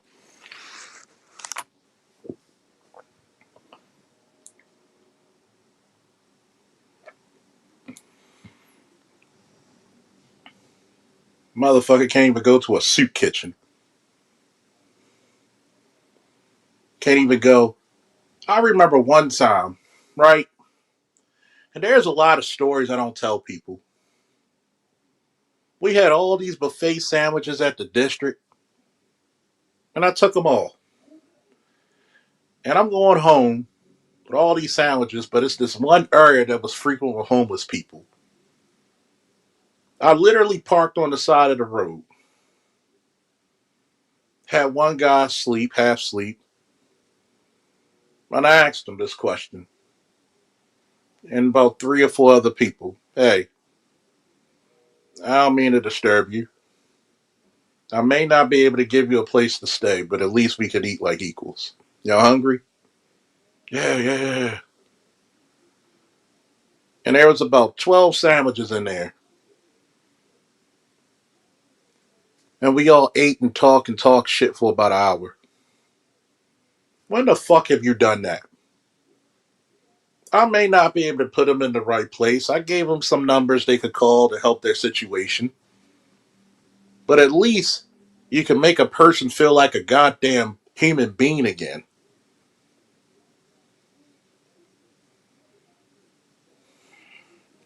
When have you? See, I know my breakdown is going to be a lot different than everybody else's because I've seen it so many ways.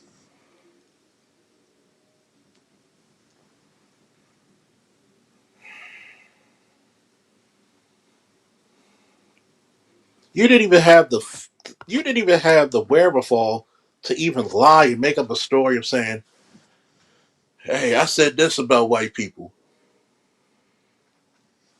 That's how you know you were caught in the sauce. You weren't even smart enough to lie.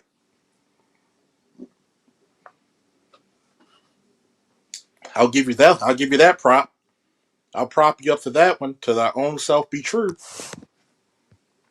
To thy own self be true.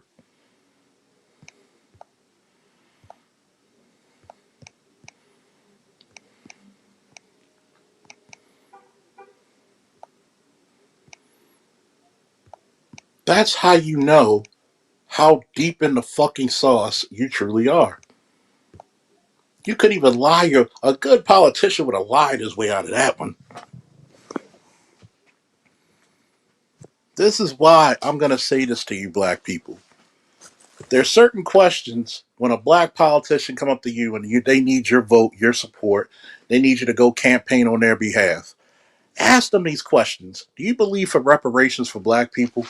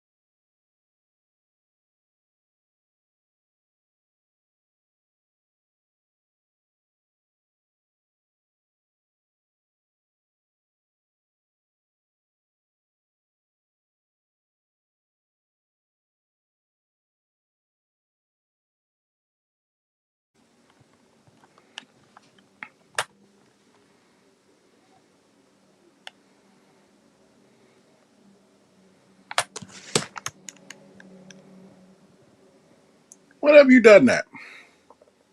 Have you noticed that he wasn't even smart enough to lie his way out of it?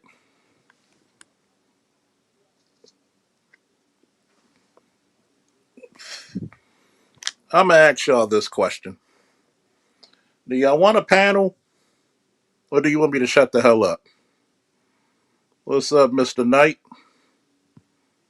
What's up, Mr. Knight? How you feeling today, bro? I'm gonna do a little short little panel. If y'all want, give me some woos. If you want the panel, and give me some you good. If we should close out now.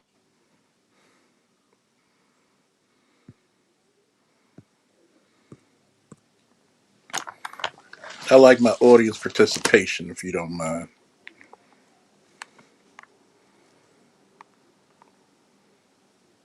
I'm gonna say this one: Namer, Andre, LAPD SWAT, All Star God, Dapper Dons, Electrician 480, And Longo, it's been a while. Ebony Knight, it's been a while since you heard me spit like this. It's been goddamn a while.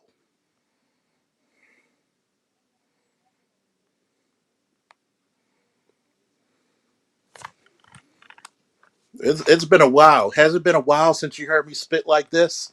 It's been a while.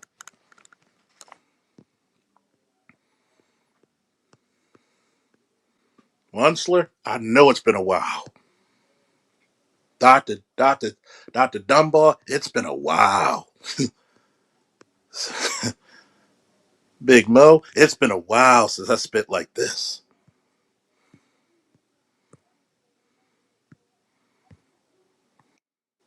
I had to give you that old time religion, folk. That old time Baptist revival under the tents with the good food. With the good food.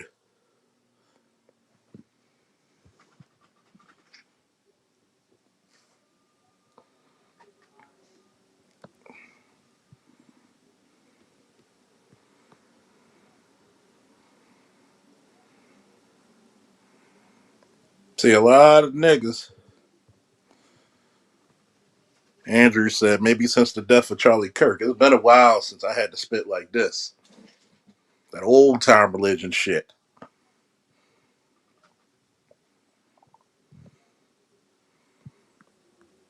And I'll say it again about Charlie Kirk.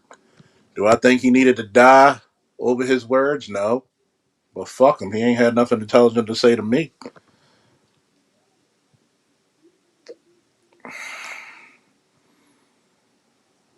See, it's one thing to have a white boy troll come on here and he's articulate and he can express himself and have a formal debate.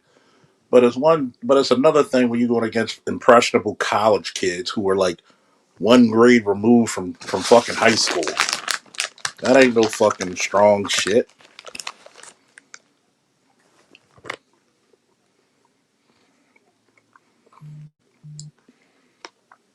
Salute to Mr. Mo for the $10 holler. Thank you, bro. Woo! What's up, Namer? What's going Why? on, Charlie, baby? How you been, man? How you been, brother? Had, I had to get my Nordic dream on for me, daddy, but I see that this phony fabrication of a black man that we have known as Anton Daniels thought he could be strutting and thriving, shucking and jiving up in Holcomb's business like he was a man. But clearly he was exposed for the fraud that he is. A Oh, frivolous, fraudulent fraud, I tell you. oh, oh, trust me. This shit was so glorious. I gave y'all 2 hours Uh, of some best work. What's up, AB? I know AB Media. It's been a while since you heard me come out like this with fire. Uh, by the way, shameless plug. I will be talking about this later. So y'all okay. better bring the AB Media 83's channel too later on. But what you think? Uh-huh. It's been since I had fire like this, hasn't it? Yep. Let's just call a spade. Antoine Daniels got exposed. Exactly. Indeed. He got exposed. Here's the crazy part. Here's the crazy part. I had over 60 Uh-huh. motherfuckers continuously, and not one motherfucker disagreed with me. Not one. I can multitask. I can read while I'm talking. I gave you nearly 2 hours straight. No chaser. Uh-huh. Only thing I'm chasing is coke with this cognac because I don't want to be totally fucked up. But He said, I miss but, your break. He said, I miss but your break. See, I'm about to go back to that. I'm about to go back to that fucking, ugh, that 5 years ago, 10 years ago, Faulkner. mm-hmm. But you know what kind of drove me crazy, Charles? What's When he that, good? said when he said Corey Holcomb sucks black people's, you know what? And I'm thinking, I just got to thinking to myself, how is he going to prove? He can't prove that. There's no proof of that whatsoever. You can't prove that.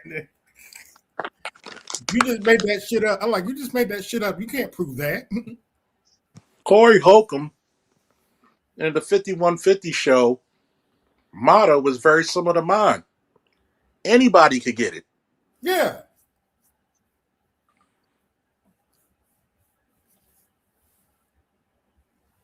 Yeah, I pretty much. still, I still to this day will put proverbial foot in his ass for saying that I'm part of the reason why the black community's fucked up because I'm a single dad.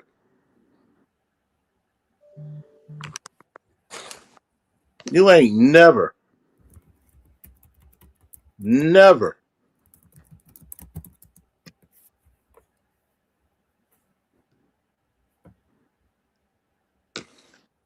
you ain't never heard something so disrespectful in my life. Even my own dad shook my hand on the way I Mm-hmm. raised. I've been thanked by my own son's mother. I've been thanked. Even my uncle said you raised a damn good child. Said as you're supposed to. And let's not forget, who'd you learn how to raise a son from? I learned from my Who said? father. I learned Mm-hmm. from my grandfather. I learned from Grandpa Beth. Roosevelt. I learned from some of my friends. Even if they had kids older than mine or younger than mine. Mm-hmm. See, I Mm-hmm. could admit that I learned shit from my friends, just like they admit they learned certain shit from me. What did I say? The one thing about conservatism is that when you can equally give knowledge and information, and you can receive it simultaneously. See how that Not see only that. how that statement is full circle. Mm-hmm. Mm-hmm. Not Out to only Sean. that. Shout out. Hold Yeah. on for a second. Sean. Shout Okay. out to Ali. Shout out to Darren. Shout out to Mel. Shout out to Terrell. Shout out to Josh. Shout out to Roderick. Shout out to Shout out to Vince. Shout out to all these men who are great fathers. Some of them not only married, some of them remarried, some of them never Mm-hmm. married, but great fathers. They've learned from me, I've learned from them simultaneously. See, a black man is not great because of, say it, Namer and AB. He is a great man in I, spite of or despite of. but go ahead and say your He statements. overcomes. My thing, I will say this is like, what is a man without his friends with him or his brothers? Guys who can learn, because the thing is about men, what do we do as men? We build. As Patrice O'Neill would say, when men get together, we build. Yes. Either we're having a conversation, we're exchanging information to help each other out. If any of us has got some problems we want to talk about, we help each other try to figure it out. Try to figure it out. We don't hold that against them. We don't use it against them. That's some big Speaking of shit right there. speaking of another great father, we're also joined by Red Pill Sleeper Cell. Hey, And what's to going on, answer brother? Well, what's Shit. up? and, What's up? Simplify, do or die, nigga. Simplify, do or die. and to answer your question, the Macho Man, oh yeah, Longo Oh, Savage. it Longo Savage, yeah. Y'all suppose he's arrogant enough to think he won an interaction? Yes. Yes. Hey, we live in a time of delusion, do we not? Just like Dave Chappelle talked about, we live in an age of spin. To Yeah, y'all Carl, talking about Corey Holcomb? yep. Corey Holcomb and Anton Daniels. See, Oh yeah. Go ahead, the, what Charles. the answer, I'm gonna give everybody this. I'm just answering a few questions people post for me. I'm gonna give y'all the floor. I've already done 2 hours of talking. I'm surprised I'm not hoarse. Thank you, Cognac. Um, to answer fully, this was a total defeat of Anton and a total victory of Corey. Let me tell you why.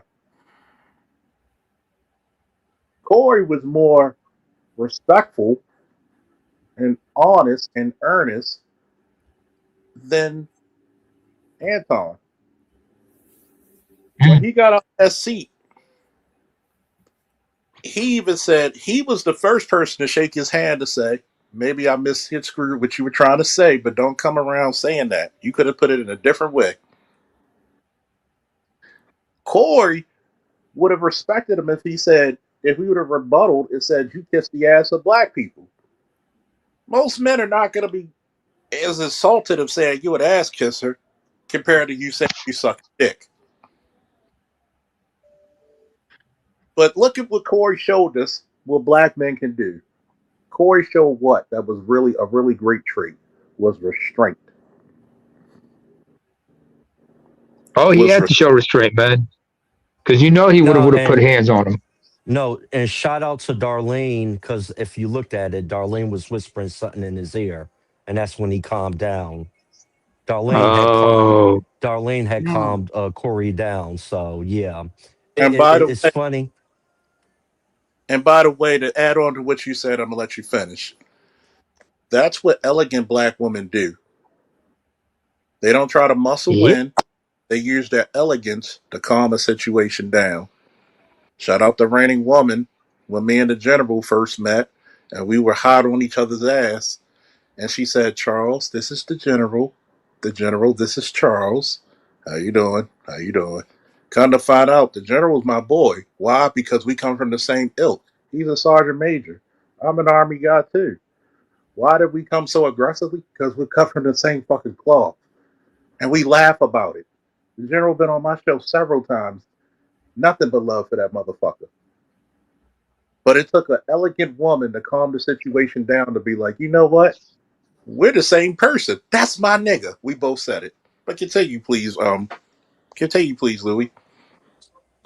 And two, it's funny coming from a person years ago that was praising Vice President Mike Pence for not being around a woman that's not his wife, but he's traveling somewhere else, and I bet his wife wasn't with him.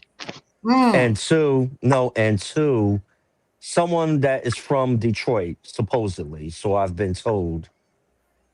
And as a black man, it's two things you never do. You never invite anybody to your dick, and you never talk about somebody's mother. Those two things will Facts. cause instant violence. He Yes. knew what he was doing. I think dude wanted to get a lawsuit out of this. Of course. And shout out again to Darlene when for calming him that calming Corey down, because I mean I don't care what generation you're from, maybe these new generations, Gen Z and all that, but Anton is an older millennial if I'm correct. He It's just is street actually. street code. You don't invite nobody to your fucking dick. That people, I know people that got unalive because of that. So he knew what he was doing. He was gaslighting Corey, and Corey showed him that real energy, and he backed down. Damn, I gotta claim him. 43. Yep, he's an older millennial. Shit. Okay. Mm.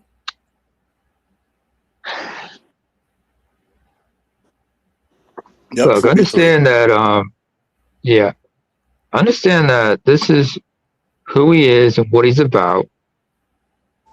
He makes it a point to be as antagonistic, as disrespectful as possible. He's not it because when you expect somebody to come into when you come into these kinds of discussions, you would think such individuals would come in good faith. Well, Oh, the and problem neighbor. is we got too many bad. Yeah, And one more thing, I apologize for interrupting, but that's cool. what type of Christian will say tell another man that he's sucking, somebody's penis? That's the type of language that would not come out of a Christian person's mouth. No, Exactly. if he was gonna call him out for something, he said, "Well, you probably probably like brown nose or suck up or something like that." You could say, but you don't use foul language in that kind of vulgarity and then hide you a Christian, dude. I was raised Toronto, so I'll be looking like you can't play me. I've seen too many fake ass motherfuckers with that. I'm not a good Christian myself, but I know I ain't about that bullshit. When I say some shit like that, I'm gonna say I gotta back it up. Yeah. I have to back it up. If I'm gonna say something like that, I better back it up. Look, as a Christian, I'll be the first to tell people: if you think I'm perfect, that's your own damn fault. That's my philosophy as a Christian. But like you said, Louis, a Christian man shouldn't be talking about a man sucking another sucking. You know,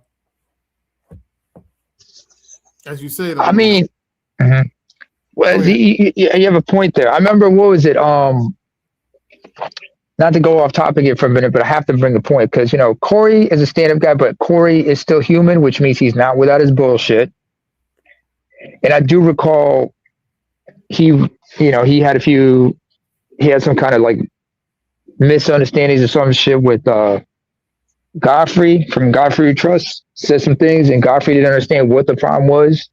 And when he asked him what it was, he was like, this, that, and third. And he's like, oh, okay. You my dog, but I can't fuck with you if it's going to be like that. So I think it's like, sometimes you got to be like, if you going to be interacting with somebody like that, you got to let them know, listen, you my dude, but if you're going to be acting like this, I can't fuck with you no more. I don't fuck with you no more. And just put an end to that instead of be like trying to say like, I'm going to see you outside or whatnot. Nah, come on, man. We know you ain't going to fight. I mean, I wouldn't be surprised if I was face to face with Anton and he would try to pick a fight with me and think he could probably get the one up on me because I'm lanky. And I'm like, no, I may not be confrontational, but I will defend myself if you mean me harm. Yeah. And plus, All right, Anton just must. because. Yeah, go ahead. No, It's okay. and Anton thought that Corey Holcomb was Dr. Boyce Watkins when Anton pulled up on Boyce, but Corey's from a different cloth. I Yes. Yeah, mean, he moist for a reason, as we say, and his mindset is kind of like, I mean, both of them are on that conservative side, I guess. It's kind of like a Ghana-centric way of thinking they both have. But Corey, no, not Corey. Sorry, I mean Anton. But Anton, first of all, before we continue, I gotta say this to the brothers in the panel. What the fuck is it with y'all, and what is it with you guys in using alternative versions of English names? Because Anton is just a mispronunciation of the name Antoine, which is French for Anthony, if I'm not mistaken. Just like how you guys use the name Andre, which is French, which in many countries is me, Andrew. Yeah, I never understood that. I don't know. I don't know. Mhm. They're the I mean, there are ones. people. They're the ones that have to come up with all those crazy ass names. Brun Creesha. Mhm. I mean, mhm. Go ahead. Lee Feza. They're the ones that come Mhm. up with all those crazy ass names. But go ahead. But I don't. First, but that's what I want to say was about Anton is like Anton knows what he was losing the argument, but he had to just flip it and try to turn it around in a way that was very effeminate. Yes. That wasn't a mask. That wasn't a man. That's not what men do. You got a problem with somebody, you don't go. You don't. There's certain things you don't go. You don't go at. You don't go there with him about certain things, man. You know better. But I guess he thought he can't get touched, or he was trying to goad him to touching him. Go ahead. Because when he talked, Corey told him, you suck up the white people, and you didn't have a clapback for that. Now I wish somebody would. I know I voted for Trump, but I wish somebody would come up and said I'm sucking up the white people. Okay, prove it. You can't. But he didn't have a clapback because he knows it's true.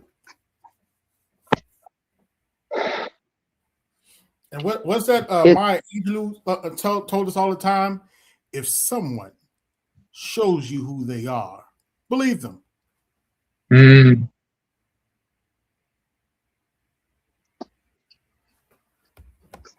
Clearly, there are so many disingenuous people out here who are faking the funk, who are on that grift, who are on that huck. Because Another term for a grifter is huckster.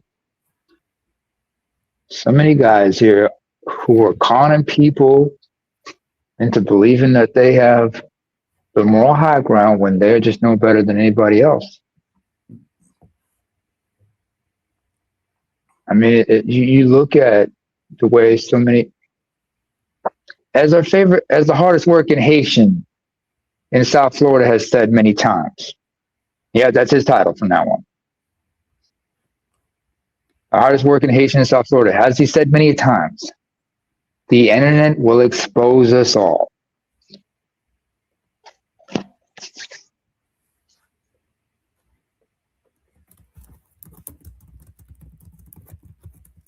I get that. I get that.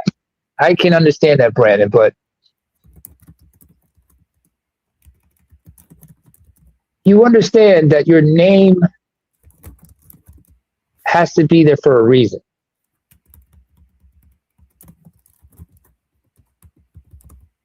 I mean, I have an English name. Well, actually, I use the English pronunciation of my name because it's a biblical name. Because that's the only way people can pronounce it right. Mm-hmm. But if you're going to be yourselves, be yourselves. I mean, first of all, I'm African. I've never hid that fact. But at least I know that I understand why some people have certain names, depending on where they come from and whatnot. I said, okay, that makes sense. But I do think that certain names should be given for a reason. Anton Daniels simultaneously revealed why coons only interview in friendly environments and why they refuse unfriendly ones. Either they'll blow up the spot or not show up at all. Cyrus Burke, thank you for that point. Thank you for bringing that up. Because they know they're going to be exposed for faking the funk. What I do not take kindly to is why conversations like this just boil down to, arguments like this. But I forgot. We live in a time of social media, alternative media, and this is just a spectacle.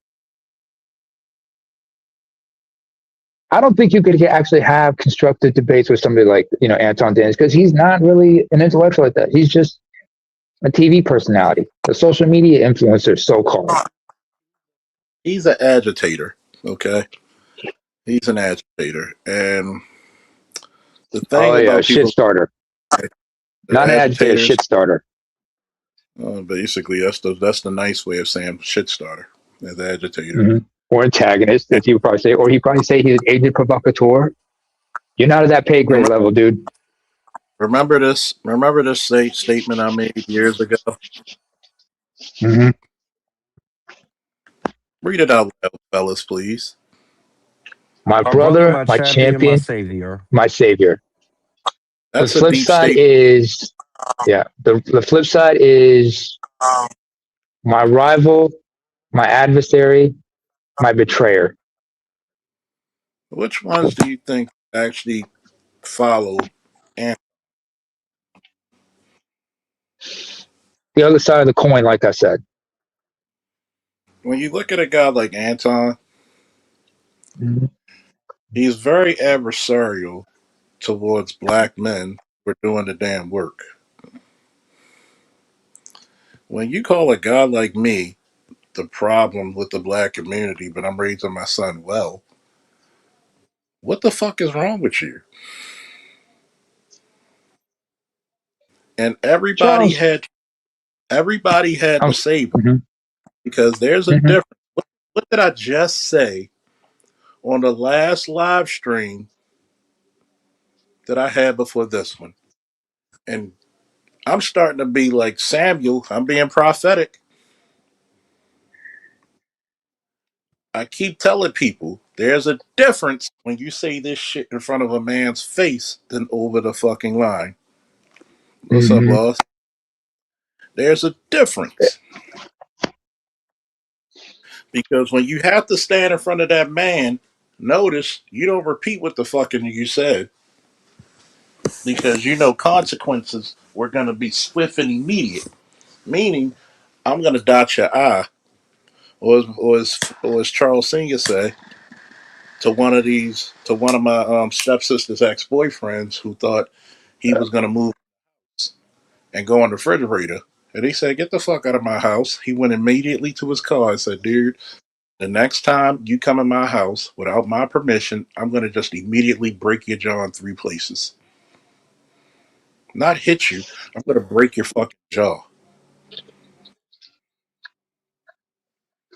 Remind me to stay out of Charles. Stay on Charles Senior's good side. When people carjacked him in front of his house years ago, he Oh. took a break. He took a breaker wrench. First dude tried him. He hit him with a ridge hand, and he got the Uh-huh. breaker wrench. When he hit him in that sternum, he took that breaker wrench and Ooh. he yeah, boop, hit that motherfucker in his jaw, and he ran off leaking. The other dude blindsided him and grabbed the truck and sped off. When I heard about it, I went from Uh-huh. Officer in Castle when my stepmother's nephew, or you might as well say my cousin by marriage, Hmm. him, him and my aunt by marriage came Hmm. over there. I came up there. I saw some. I didn't recognize them at first. We actually pulled guns on each other. And I was like, The fuck? "Joey." He was like, "Charles." Oh shit! I didn't even recognize you, my boy, because because Joey loves the shit out of my father, Mm. and of course that's my dad. So we were already heightened. I literally went down the street. I went several blocks away where they were. I even went to the projects and walked and said, "Yo, I had a rifle and a short barrel shotgun with me, not including the sidearm Uh-oh. I had on." Uh-oh. And I said, and they said, "I don't know, but somebody who was walking with who had a truck like that, they live at that house." So I grabbed the short barrel shotgun and knocked on the door kindly. "Hey, just making sure nobody had a truck, with this tag number and da da da." So you never know what can offend a man. You never know what type of man you offend because sometimes the man you offend is not going to say nothing because he's that classy of individual. You don't know who in that man's circle will take offense to that. And you're right. Consequences, consequences of repercussions are quick when men are side to side. Thank God for a lot of people that 99% of these panels are not face to face. And It's I like something out of mean, the new. Oh, go ahead. Go ahead, Louis. and this is the problem the internet has done to a lot of people. And out of all people, um, Anton Daniels, where he comes from that generation, you have to be very careful how you speak to people because just like you said, Charles, even the misinterpretation of something can lead to something very serious happening. I mean, when we came up, I'm a Gen Xer. You had Mm. to be careful with what you said, unless you're about that. You're looking for a confrontation with someone, or you're looking to test someone. It was always mutual respect amongst people, even people you don't agree with, because violence can happen. But this is why I said he wanted something to happen because at the end of the day, in his eyes, is a win-win situation. If he got assaulted, he's the victim, and then he could sue and try to look for monetary gain. And and even now, because I was listening to some of his stuff today, where he got his cronies giving high praises to him because with him taking a moral high ground and all that. So he was clout chasing and he was hoping for something to happen so he could cash out. I'm telling you. That's what it was. Because first and foremost, all three of us been in the military at some point, Mm. and we were in the last vestiges of the old military, right? You could say that, yeah. Mine's Because still the same. Hasn't changed much, but okay. so in other words, you challenge somebody, you better be ready for that challenge, Mm. Yeah, even you, if you, you lost. you take That. you take Go your ahead. I'm ranks sorry. off your collar. If it was something going to happen, you take your chevrons off of your collar, and you take your well, in the Marine Corps we call it a blouse. Naval Mhm. terminology. You take your top off, and you go behind the grease locker and you handle shit. Yep, you went to the wood line behind the dumpsters, behind the Connexes, grease locker. You handled your shit. People forget this is what I mean. The old vestiges of the old army. It was encouraged. It was nothing in writing, but it was encouraged to fight. Yeah, Okay, it was because at least you know encouraged. where you fit it. Where you st- at least everybody knew where they were in the hierarchy or in the pecking order. When dude tried to act like a bully to the platoon, I told him, dude, you put no fear in my heart. I mean, I don't care. At the time, I was 5'8", 170, Where'd you 180 get the growth pounds. spurt? I only grew 2 more inches. 3 more I was where it like counted. six. I was like 6'1" by then. God damn it! Trust me, you would not like Faulkner. Fresh out of wrestling. Oh my god, I love all guys. Take down, round and pound. That dude found out the hard. He was like 230, a muscle, Uh arms huh. like a telephone pole, and 6'3". Hmm.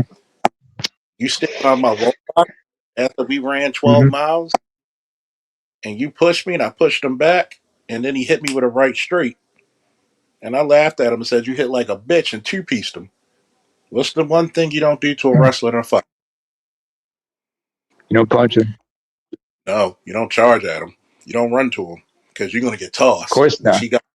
You. He got belly. Oh. I came under him, Uh huh. he bellied him to the floor, and I proceeded to do my best fucking Mark the Hammer Coleman impression and pounded him out, and he couldn't get up.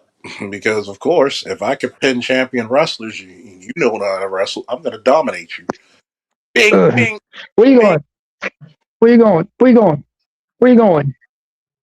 Stay down. Pow. Pow. As Stay my down. as my Pow. as my friend's older brother said, you shine his shoes. I was like, what you mean? He's like, when you on top of a nigga, you punch him, look like you buffing his shoes. Bop, bop, bop, bop, bop, bop, bop, bop, bop. And his homeboy tried to say he low key broke it up, but left arm, but he's not separating us. So I said, no, it's a move called in wrestling and in jiu-jitsu called a grapevine, where I have my legs wrapped around your waist so you can't get up. Yeah. So fuck it. I'm right-handed anyway, so I kept hitting him. Bing, bing. So you don't know what can assault a person. And he put himself, number one, you're in this is how I know he doesn't know a goddamn thing about diplomacy. You're in foreign territory. Foreign territory talking shit. You don't know Here's my question. how many of Corey's boys, and you don't know who's outside when you leave. You already are not a likable person in the States. And did you see his body language when Corey sat next to him? Oh, he got real docile, didn't he? You read that shit too? Oh yeah, I was looking at everything, cracking up.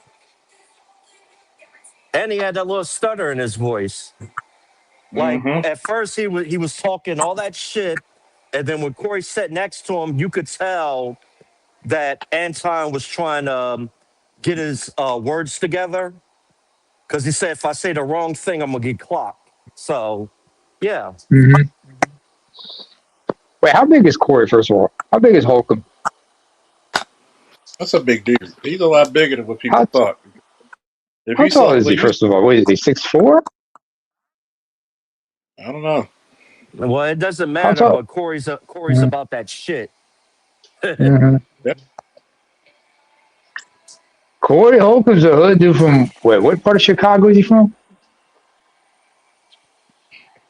What part of Chicago is he Yeah, from? all I know is from Chicago, and He from he was Chicago, raised in the nigga. streets. Mm-hmm. yeah, he's 6'2". You could tell Oh, the okay. difference in because he looked like a goddamn bear compared to fucking Anton. Anton's like what? 5'11", maybe 6 foot. I think he's shorter than that. Yeah, okay. 5'8". And plus, Anton's body is soft. You don't see no fucking muscle on him or anything. So, Mm. It's like it's funny because you carried a bodyguard. I'm thinking to myself, nigga, if I was on the 5150 show, there'd have been two requests I would ask. Am I allowed to smoke cigars and am I allowed to drink? What you drinking on, Corey? I got the bottle. You invited Mm. me up here. You invited me up here. What we on? Let's talk some shit about Mm. some subjects. Mm. You probably have to do it. You probably have to do a podcast on a balcony or something like that. Something out of Boston legal. Both y'all with cigars and drinks, He probably would have shooting the enjoyed it. shit. Yeah. He, they probably would have. They would have been so enamored. Like, yo, how you a former cop, but you a real nigga? I was a cop. I had a life. I mean, Charles, explain this to me first of all. Charles, let me understand this about you, bro. How is you a cop but at the same time a real nigga like that? I don't get it. It baffles my mind. You know what I'm saying? yeah, you gotta understand. Men have to go accordingly because one, when you go into a man's house, right, Mm-hmm. you're supposed to be respectful. I'll give you Oh an yeah. example. A homeboy was getting the gifts from his baby shower, him and his wife. Oh. So, and his other boy, we worked in a department with him. His homeboy, our homeboy, he does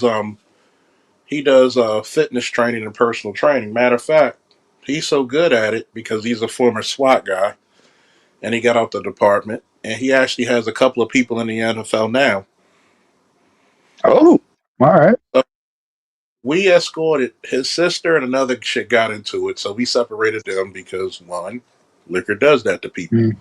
So we separated them and we like, yo, y'all gotta go. Out of respect for our boy's house, he's not even here. Y'all gotta go. So dude was like, yeah, well, I gotta go because right now it's a lot of confusion. We trying to get the respect. We were proper to him. We were respectful. Mm-hmm. He's walking to the car and the group he was with. Dude Shit. violated. How dude violated? He pulled a gun out of his car. Damn. Soon as homeboy said, yo, he got a gun. I didn't know that I did this till he told me. He said, dude, I didn't know you were that damn agile. He said you immediately ran backwards, hit a backwards roll, and pulled your gun out behind the fucking behind the car engine block. And I said, dude, if you pull dead man. And I just came from the range teaching a class for qualifications. So I told everybody, get the Mm-hmm. fuck in the house. This ain't a time for me. Get the fuck. And his pregnant wife was still there at the time. I Oh was so shit. pissed because he called some boys over. And I said, you know what? Fuck this shit. So he drove off and he's calling his boys. And my homeboy, he ran off. Instead of going back in the house, he ran through the cut. So I was like, shit. So I grabbed my 300 blackout out the truck. And I Uh told him, oh. you step on this porch, you're a dead man. I'm not I'm not questioning what the fuck happened. You're a dead man. At Mm. first, His wife was upset. I understand. She's pregnant, emotional. You know what he told his wife? He said, "That's my brother. That's my brother to me, Falk in the department. Falk did right. He protected the house when I was not there." And he said, "Falk is the nicest guy you want, but God knows that's probably one of the most dangerous motherfuckers you'll ever know. Nicest He's guy, the but last guy you want dangerous." to piss off. And I said, I would have shot him. I would have killed him. Mm.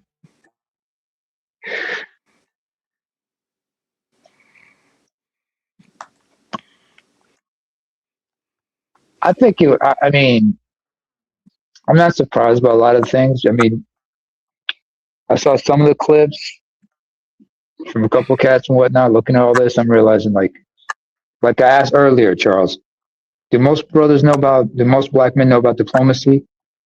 What about how to be cordial, decent? I mean, let's go back to whatever. I've never heard. I haven't heard anybody talk about going back to like showing that you got some basic manners, common decency, exercising common sense. There've been a couple of times where like I needed a ride from somebody. When I got the when I and I immediately paid them back. I paid them back with gas money, Yeah, that's the even though they decent said no, thing. I can't accept this. Yeah, I mean or like one time I was over at a friend's house. I said, listen, I might as well I might as well buy, I remember I had a friend let me crash over their place, but I made it a point that would make a beeline first to the grocery store before I went there. Because if I was gonna, because he was gonna be staying at another person's house. So while I was there, I was gonna cook something, some myself, and wash the dishes and everything. When I was done, cleaned up. I mean, when I used his bathroom, I made the decency to like clean out his shower drain and everything. And Hmm. I was in, and I locked the door like he told me to. And left in the, and I, when I left, I locked the door like he told me to. It goes back into not just diplomacy. Mm-hmm. It goes Respect and back in honor. it goes back like respect, honor, and decency. How were you Mm-hmm. taught? Obviously, you were not trained right by your parents. Was he Why raised would by I? his? Did he have a father growing up? Do you think? Who knows? Hmm. Why would I go to 5150? And if you notice, the 5150, they usually cracking jokes, having a good old time, right? Yeah, they be cracking jokes. I mean, it's not my scene, but It's yeah, rarely, what floats your boats? if you Yeah. notice, it's very rare that you ever see them in any confrontational shit. No, So, what is the except that common one in time. Except that one time. Except that one time when it was when you the Zoe? had Harry And Spears and Zoe, and I guess I don't know somebody said the wrong thing. There was a misunderstanding, something like that. You know. and what happens is Hmm. you got to be cognizant what the hell you say, what the hell you do. It's like going into gang territory. You throwing up fucking signs. Even if you go to the hood, right? One of the most disrespectful things, this is hood shit. When they put bottles out for somebody who died, Yeah. is it my cup of tea? Oh, No. the You candles, the give candles. candles or the bottles. Usually it's the It was good, person's favorite kills. and kills no. Because in the hood, you usually remember that person what their favorite drink was. That's So a it may Hmm. fact. not everybody's it may not be my favorite thing, but you don't kick over those bottles. That's disrespectful. I had a cop who was about to kick over. I said, "Don't you do that." I Charles. said, This "Number one, you're Charles, going this to go start ahead. with the police." I told him, "You're going to start a war for the next cop who got to do this shift. Let them mourn in their way of mourning. That bottle ain't hurting you. It ain't hurting anybody." I said, "It's no different than when motherfuckers go to a goddamn site and it's a military Mm-hmm. person, put pins on top of the fucking casket. When you got Navy SEALs, what do? They usually put the trident on. Mm-hmm. Like when my grandfather passed, I put my solid silver bracelet on him in his casket. I put it on his wrist. So To your there's a point, connection. Charles. Mhm. To your point, Charles. I remember there was a one clip I saw on Facebook, and it was a civilian just going on through a military cemetery and not understanding why there were coins being put on the headstones of certain of the deceased. He said, "I don't get what all these coins are." And he was taking them, and then somebody who was in the military replied and said, "You don't know what the symbols of those coins are. A penny represents this. A nickel represents this. A dime, a quarter. You don't know what the symbolism of those stars, and you better put those back where you belong. Otherwise, you're just inviting trouble. What the hell are you doing in a military cemetery if you don't have anybody in there who's dearly departed and resting?" Think about it. My Nah, aunt, but go ahead, James. salute to the platform, salute to my brothers. You know what I'm saying? And it's This is good. a topic that need to be had in these spaces. You know what I'm saying? Because these Mm-hmm. brothers, at the end of the day, these brothers is rich, and there's smaller YouTubers who looking at this like, if these brothers can't get along, this a simple conversation, then how can we get along? And then plus, real Mm-hmm. fast, brothers, I want to talk thing, I right? mean, The candles thing that y'all was talking about. Yo, these young dudes so freaking evil, right? Up here in Mm-hmm. Rochester, they took the dude tombstone, right, and placed it Mm-hmm. in front of the house. So now they're taking the whole tombstone, digging up the whole tombstone, and placing it in What? from the mom house, dad house, whoever house. Man. They evil, yes, up here, but the female put it on Facebook up here in Rochester, but they had to take it down because Facebook ain't playing around with things like that. You understand? These dudes is evil up here. This Mm-hmm. generation is evil yeah, all over the they Shit. state. I don't care where you at. They They evil. understand quit. That's that disrespect. They evil, bro. I mean, this is worse than like some people going to like certain groups as cemeteries and desecrating the graves and tombstones and whatnot. there Especially was an like in Europe. old rule: don't Hmm. disrespect. You don't disrespect the people that gone before you. And You don't disrespect the dead. here's a little known fact. Me and James got into it a couple of times years ago. So we had to sit down like men and hash out our differences and be like, and we were both like, yeah, that was some petty shit on both our behalf, right, James? Oh man, come on, man. We had about what 2 hours? Yes, sir. It Yes, was sir. 2 hours That's a Shit. about it, fact. but notice we That's a came fact. about it like we came about it like men. Yeah. Yup, that's a fact. But we didn't have to go to blows. We didn't have to pull out knives, guns, bazookas, artillery. We talked about it like men. And the fucked up is that when you telling me people putting tombstones of lost children of the parents in front of their fucking house, that starts war. And I tell people, I don't know if it's this generation, I don't know if it's this moment in time for people. There's some shit that you just didn't do.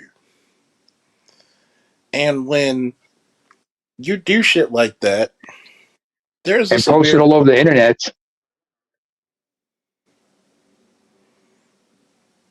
there's a certain penalty that Mm-hmm. people pay. So when I look at this shit, we come back into this order, and this is the reason why I said there should be there should be talk that women are not invited in between men. And it's not because we're sexist, it's because sometimes women who are not privy to how men crave respect are gonna fucking sabotage the talk that needs to be had because men don't like to be embarrassed in front of women. It's a natural thing. That's why you got to separate yourselves. That's why I said a lot of brothers got to see their masculinity outside the lenses of a female. But go ahead, Lion Mm. 97. How you been, bro? Yo, what's going on, gentlemen? How we doing? What's good? Mm-hmm. What's good? Oh All right. man, this I swear to God, I should have known this was gonna cause a shitstorm amongst the ranks. I knew it. I didn't even want to watch this sit down at first, but I'm glad I did. I'm glad I did. But Mm-hmm.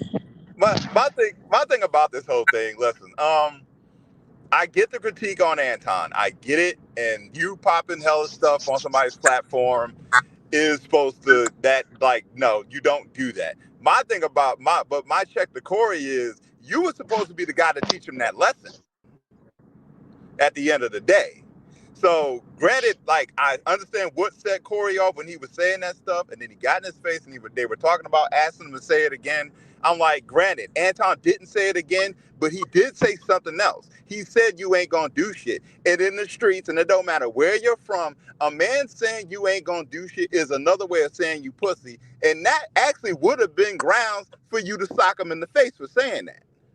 Yeah, but he That would have was, been grounds to sock him in the face, but he saying was, you ain't gonna do shit. he He's was calling you hyper, pussy. he was hyper smart about it because one, this dude was trying to get a check off of this shit, and you already, every man knows it because every man, what's that? I smell bitch in your system, and Corey spelled the bitch in his system. Oof.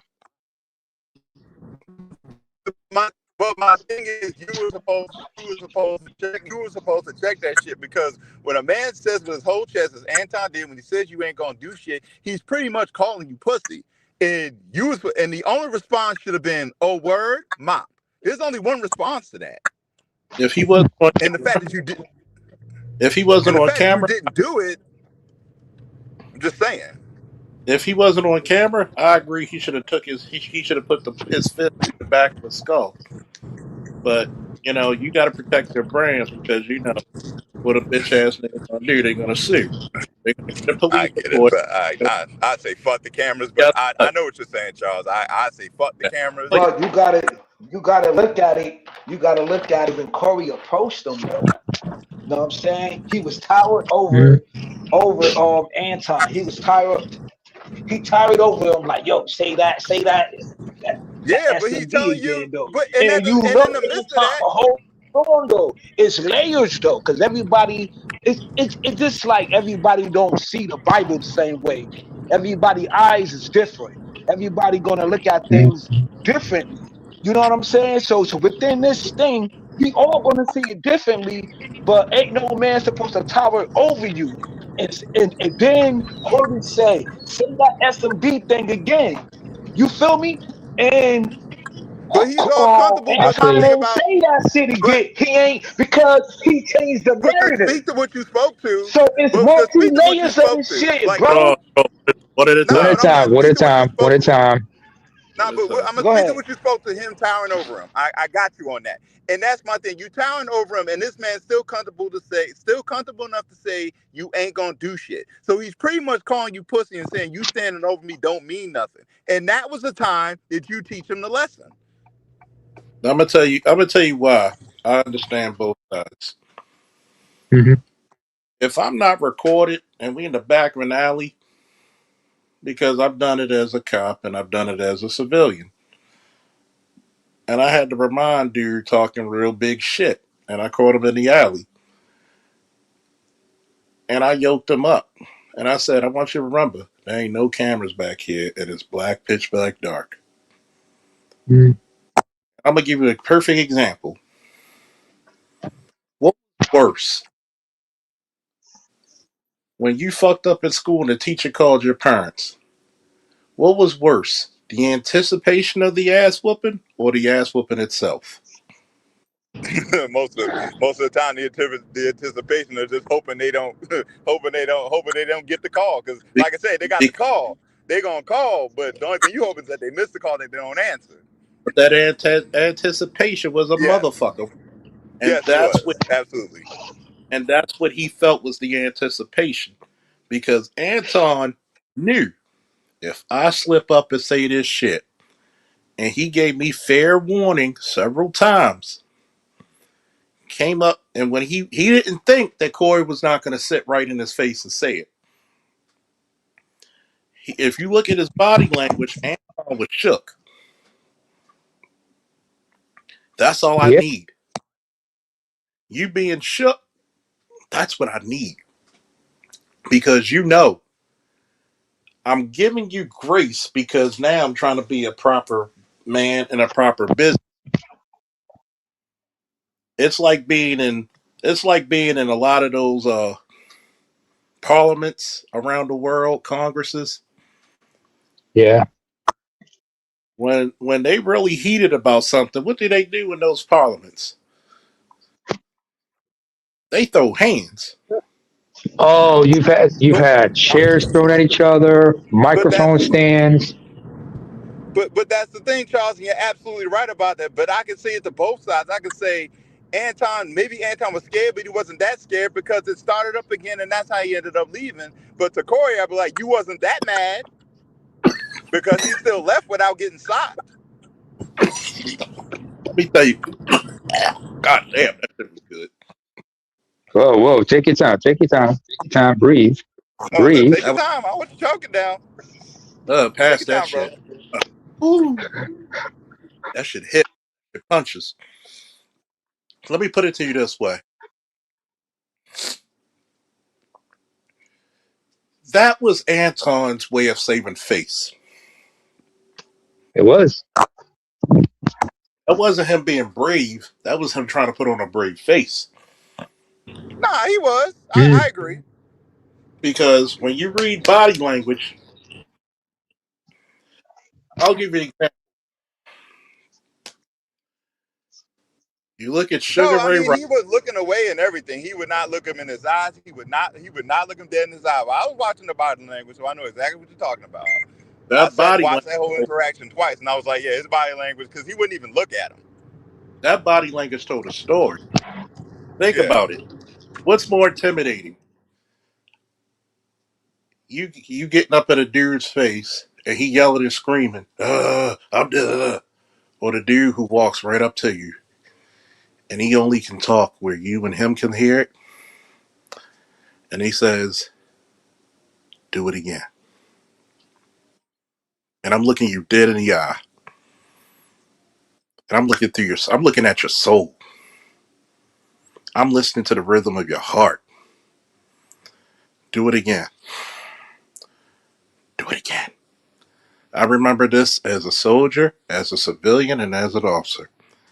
Even in security, when this one dude was like, "What you gonna do?" I'm gonna do irreprehensible shit to your body. I'm gonna do shit that surgery can't correct. And I would say it just as low as that and smile at you. Please call my bluff. And I promise you to this day, I will be your God and I will be your destroyer. Please, I dare you. Well, I'm gonna take it. And it's funny because I had one dude trying to take my gun when I was off duty. He didn't know that I had a knife at his belly. I said, I want you to look down for a minute. And Oh shit! my knife was so sharp that I could just nick you just by going, eh. You knew it was serious because I said, disrespect me again and I will disembowel you. I won't kill you. I'm just going to let your intestines come out. I'll let you die. I'll let you die a slow paying death of dysentery and sepsis, which is going to be Ay ay more. ay. But see, you got to understand something. You try to save face. That's why a nigga's reaction. You ain't gonna do shit. You praying to God, I'm not gonna do shit. You're praying to God, I show restraint. Remember, strength is not just how much you lift, how much force you can apply. Strength is showing restraint. Because and when you know discipline and when I self-awareness. when I had you and you were dead to Mhm. rights, mine, you brought your bodyguard and Corey got his boys there. You're outnumbered, my nigga. You really want to go out back? I'd have told dudes, I'd have brought a set of gloves to there and say, go out back. Mhm. True. I'm like, we Go got out back. gloves. We got boxing gloves right here. Y'all go ahead and sell this, and then instead of this like men. Boxing And I gloves, agree. MMA gloves, But what you but I that what do told you want? I I'm told only dudes, harping on the fact like I see the line that Corey was drawing. And like when he says do it again, I see the line he's drawing. My thing is he's already daring you by saying you ain't gonna do shit. That is another way of calling you pussy. While he's not saying directly what you want him to say, he is saying something else, which is disrespectful. You already mad because he's disrespecting you. You already feel disrespected. The disrespect is already there. What are we waiting for? To your point, because Lion. You know But what's he you, saying? Oh, okay. oh, oh, nah, you go ahead. Go ahead.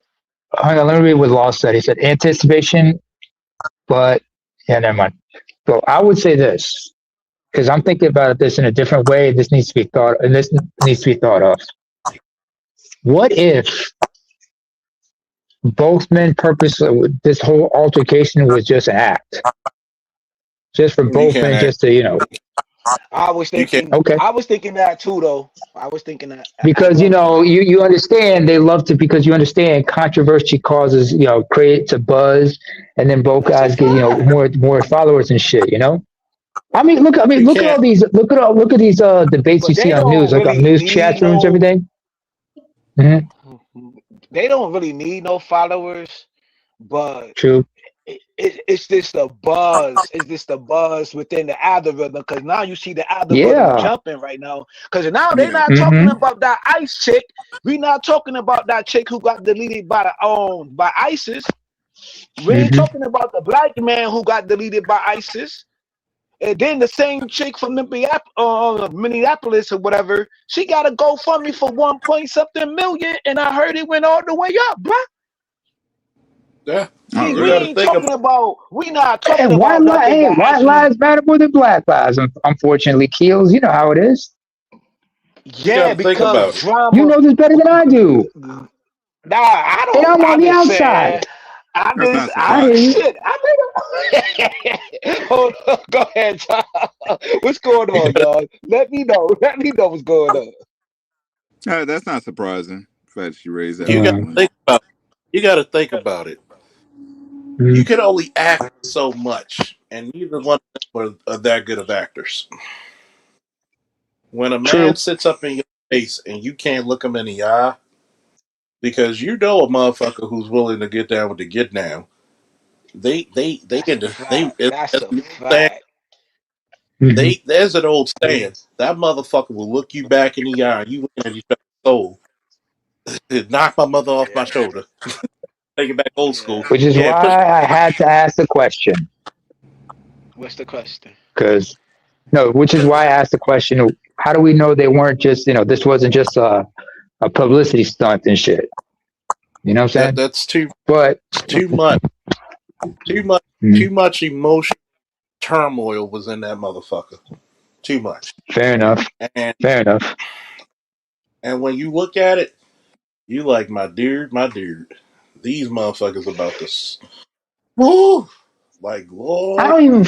Yeah, I don't even follow either man, and for that matter. But it's like just watching this shit is like, what the hell? What I mean, what was the point of? I mean, first of all, Corey invited him to come to a show, or did Anton That's wish that's to what come to a Anton show? said. That what Anton said that he was invited though. That's what Anton He said. was invited. Was he invited? That's what he's. So if he That's was, what he said. so if he he was obviously invited,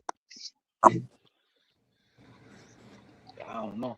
That's what he's saying though. Obviously, he's invited because you know Hmm. he just like invited Crimson Cure when they did a show together. Mm, So right, there's right. nothing wrong with inviting people because he has numbers. Here's the Hmm. problem: you're dealing with a person who this is one of the few times Anton's been face to face with motherfuckers. Okay, Mm, Ah. this is the point that I pick out. You can't do certain behaviors when you're face to face with a person. Who's this? Who's this? You sound like another black victim. You sound like another dumb motherfucker. Because I Hang already on, I got know. this. Hold on. what the You sound like hell? you sound like a dumb motherfucker. You sound like a troll. You're not gonna come up on the panel. The link's right there. Because once again, we're talking about how people are bitches. Thank you for being the example of a bitch. Because Here right we go. because right now you wanted this attention your daddy couldn't give from you because your mama's a whore. She doesn't even know who your father is. I'm gonna give it to you. Bitch, get out of my way before I run your ass over like Derrick Henry. Now, since you want that attention, bitch, you got 3 minutes to get on this fucking panel or we're gonna block you. So, here's the link. Since you want this attention and I sound like a victim, get your bitch ass up. Once again, I said it once and I say it again. You're not gonna say this if we were face to face. Since you want this attention, you got 3 minutes. Whoever got a ring, this bitch ass nigga don't come up here, block him forever. All right, just give me the word. Lock, loaded, Three and minutes. ready for this shit. That's all I'm giving you. That's all the fuck I got. Like Bernie Mac. but 3 minutes. right, I heard in these spaces, right? Because Mhm. fellas, you remember when we had like the educated bros and the Pookie, the Ray Ray thing back in the day. Oh Cause see, yeah, why Oh, you me? mean educated Somebody lame. yeah? I brought guess it up. educated lands to ELs. Somebody Yeah. was like, Yeah, yeah. somebody brought it up in another space. They was like, yo. Anton, you mind me of the educated bro, and Corey remind me of the Pookie and the Ray Ray. So you know Nah, what I mean? no. I'm like, y'all I can't condone. reaching. I can't condone that shit. I can't condone that Yo, they shit. reaching, bro. Nah, that nigga anti. Cause I would I consider myself an educated lame? Yes, no, but no, anti, no. That was some sucker shit. No, Like, you that's the Don't reason why Corey lost, because he not educated, because he acting like a street dude. And nah, don't and I can't. and No, you know I can't you know they condone be those reaching in actions. these spaces though to find any Cause on some way real shit, to to, honestly. to make it. I'm not, because on some real shit, ain't no way you gonna tell another grown man you ain't gonna do shit and not get clocked. I was like, you supposed to get clocked for that. Mm, You yeah. gonna you say that gotta shit with your whole chest, saying you ain't gonna do shit. You pretty much call him a One pussy. more He ain't minute. clocked you. You you supposed to get clocked. And that's Uh, my only critique. Mm, That's my main critique for Corey. That's my main critique. mhm. I'm like, you supposed to clock him for that. You actually Yeah. were supposed to yeah. clock him for that. Yeah. Hold up, folks. Hold on a second. To the person who was given the link to the chat, you got 1 more minute before you got to go. You got to nah go. because If Zoe was there though, it would have been a different stuff, you know. So Yeah. Zoe I crazy though. Zoe remember. crazy, man. Zoe Yeah. crazy. Yo, yo. I'm gonna tell you a story once. This happened to me one time. This is when I was back home in Trail with my, just kicking with one of my boys. We were at a music shop where his cousin worked at, and some cat was just like, just drunk out of his mind, just looking at my man all swole. I didn't like it. Hold on a second. Time's almost up. You about to go? You're about to, block you. Want to go? oh fuck them. Okay. Bye bye. Hide user from this channel. Yeah. Fuck them. Time him out. Time his ass Time him out. out. Time him out. Time Okay. I'm gonna time him out for how long? 5, 10 minutes. Nah. Time them out till 2. Nah, the high number. High Okay, number. 24 hours. You Yep. gotta Hey, 24 pair look. hours. one. Oh, Hey, oh we You gonna gotta man, treat. pair 24 one. hours. You know what, Damn, I don't mother? like. I Mhm. don't like. I don't like. Damn. You know Yo, what? yo, Since can you I wanna finish my story, by the way? hold on. Since you wanna act like a little bitch, we're gonna do what everybody did with your mother. We're gonna smut you out. Everybody gonna get time you out. Oh, I don't like gray hair Weddy though, man. I don't like gray hair Weddy, but I'll do it for the team. You know, we're gonna smut you out like Yo, everybody else. son. Like your mama, we're gonna smut you out. you getting timed out by everybody. 86,000 seconds. 24 That's hours. crazy. Good That's night. crazy. Good night. Everybody gets 24. Everybody gets the 24-hour you like everybody on the block did your mom. Damn. All right, Ooh. and dad. Poor bastard. Oh well. Uh, Should have been talking anyway, shit. Okay, That's shouldn't all have yeah. been I'm talking. saying. Anyway, Should have been talking shit. mm, All right. But anyway, that's yeah, just where after that's just where I'm at with it. I'm just calling both sides. fair I'm enough. not because Right. there's It's gonna come a funny day though. It's Anton funny. because there's gonna come a day Anton gonna say that shit to the wrong person and Oh hey man, please, man. I hope hey not, man.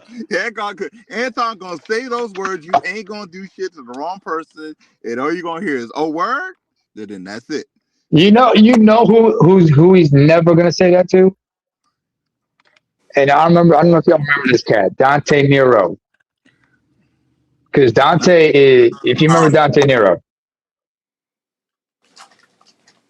Kels, you remember Dante Nero? Nah, Kels, I don't remember. Nah, I don't remember Dante Patrice Nero. O'Neal's, but Patrice Oh, O'Neal's oh, old oh, partner, oh, oh, oh, oh, oh, oh, oh, oh, oh, oh, light nah, skinned yo, brother nah, with yo. the beard with the bone in his Yeah, ear. Yeah, yeah. Oh, who else got a he is platform? about. Yeah, yo, He's think about that yeah, light. him because he'd I be also be remember on that. Godfrey's platform. Because Dante is from Oh, Crown he Heights, ain't gonna Brooklyn. say that to Remember? Godfrey. He ain't gonna say that to No, Godfrey. Godfrey about that Godfrey life. ain't going. Godfrey is not gonna fuck You with him. He's don't like, think I so? ain't got time for your bullshit. No, Godfrey would hurt him, would do Yeah, something horrible to him. yeah, But Godfrey yeah. knows better. Godfrey is more strategic about Godfrey this doesn't shit. come off like Godfrey doesn't come off a No, person that's gonna take it there like Nah, he that. don't no, come off like that. Yeah, no. but Godfrey got that twitch though. He got that switch. He got a switch. Mm-mm. Don't get it messed You up. don't want He no, no. got that You His don't switch in want his to get switch, that hand. yeah. Ebo in him. You don't want to bring out the Ebo in him. You don't want to bring out that Ebo word Yeah, in him like because he's Nigerian. Remember? I seen where he got that switch on him too. Like he'll go off Oh, on with you. the hecklers, He got it like in the him. He hecklers, got it in him. yeah. Like there one Yeah. time, well, yeah, I know what you mean. There one time, one heckler hmm because it's on YouTube. A hmm heckler told him go back to Africa, and he just ripped Yeah. him a new one. He, Yeah. because hecklers are not to be played for. You're right. He's not confrontational about like that. But when push comes to Not shove, right. he Push will up to stand on his shove. square. Lost. Yeah, But that's a fact. Dante, no, Dante, because remember Dante is 6'1", 310, I think. Oh But wow. oh yeah, I worry about that brother because the brother he talks about he's had sleep apnea. He's been dealing with sleep apnea for a long time. But the brother has got those big ass hands. He has a background in martial hmm arts. He can box and everything. He will knock you the fuck out. I mean, back Uh, when he was a stripper, some of his homies, back when he was a stripper, some of his boys who were in the strip game with him, they have so many knockout stories of Dante. Dante would be knocking out a certain fool because of some bullshit. Because you, you Crown think Heights, Brooklyn, he ain't fucking you around. think you think you think Will Smith will go up to Charlie Murphy and slap him? Never. I wish Charlie that I wish Murphy? that nigga would. Charlie Murphy. All the all the Oh, stories. wait, Hold chop, on. chop, chop, chop. Go ahead. Okay, go ahead. Cause I you want to do the remember the voice, but okay. stories like behind the scenes when on a Dave Chappelle DVD, Dave Chappelle and then show. Charlie Oh Murphy. yeah, Yeah, Charlie but Murphy's what E about True the Hollywood behind the Stories. green screens? When he was talking about all the interactions that he had with Rick James and shit, Oh, all the fighting Charlie Murphy had, bro. You was not saying that to Charlie Murphy, bro. he, Nah, he used to bro. be he used to be his brother's bodyguard. Yeah, Right. That's a fact. That's a dude. fact. That's a fact. That's a fact. Charlie had served in the Navy before that, because Charlie will tell you he had just got out of the Navy Oh, when he got I with his ain't brother. He know served in the. that. Remember? Do you remember? If you remember when he told us the Rick James story, he started out by saying, What? "I had just gotten out of the Navy. My brother Oh, yep, became you right. famous and everything." Remember? You right. You right. You right. Come You on, man. right. How you You can? right. I still remember. I I remember miss. I even when they miss. got it on I missed Netflix. that part. I missed that part. I only got to the part when he was like, I was in the kung fu and boxing and all that. You know what I'm Yeah. saying? Oh, you mean like when he kicked him and he went across the room? Ah! Security! Yeah. Yo, do you know what Charlie Murphy said though too though? He said he was in a What? restaurant and this dude was talking some crap to him, right? But It was. I the remember who dude it was in was. the You talking wheelchair. about a? Yeah, I know what you're talking about. It was a former football player who He got said he flipped paralyzed, the and he whole was like, wheelchair. He said he flipped the "No, whole no, he didn't. wheelchair He over. didn't. No, no, no, no, no, no, no, no, no, no. He didn't flip the No, he wheelchair. said he did, bro. No, no, no, You he sure? didn't. No, I'm the Oh, for you God sure? is with God. God, word to God, hand to God. I'm telling you, he did not, because he knew if he put hands on I, him, it was gonna come back to bite him. Because he was with I he was thought with he Eddie and said everything. that Okay, behind the screens no, on a no, Dave no. Chappelle I DVD, remember the man. interview. Yeah, no, it was. You I sh- remember what you're talking about. I know what you're talking. No, word is Why bond. y'all Kills. always start Word is that? bond. Let me finish. Let me finish. Kill. He went up to Go brother, ahead.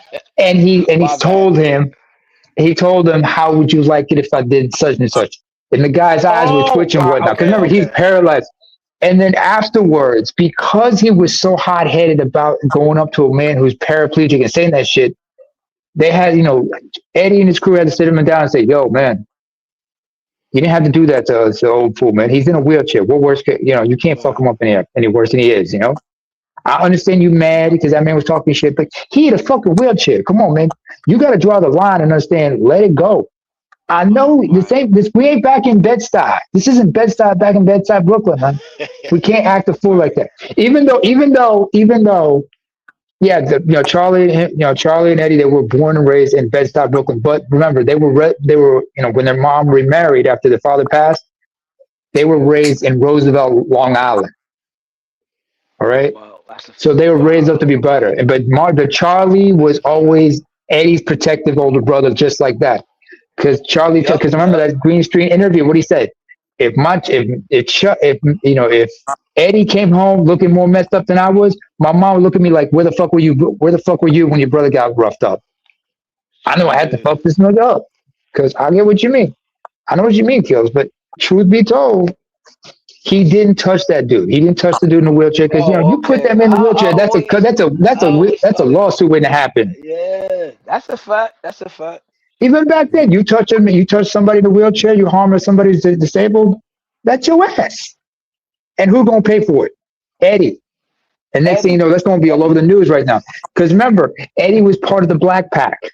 The Black Pack, remember who was? Eddie, uh, what's his name? Jeffrey Towns, Jeffrey Townsend? No, no, no, no, Nah, no. I What's his don't name? remember that. Damn. Robert. Paul Robert. Mooney, Robert Right, Townsend, right? right, Robert right, Townsend, right. Paul Mooney, Oh, the okay. Wayans brothers, everybody. They were part of that group. Oh They yeah, knew yeah, not to yeah. fucking do shit like that. They were, because they were all in the come up. You don't need some bullshit like this to get in the way, especially if it's your brother doing some shit.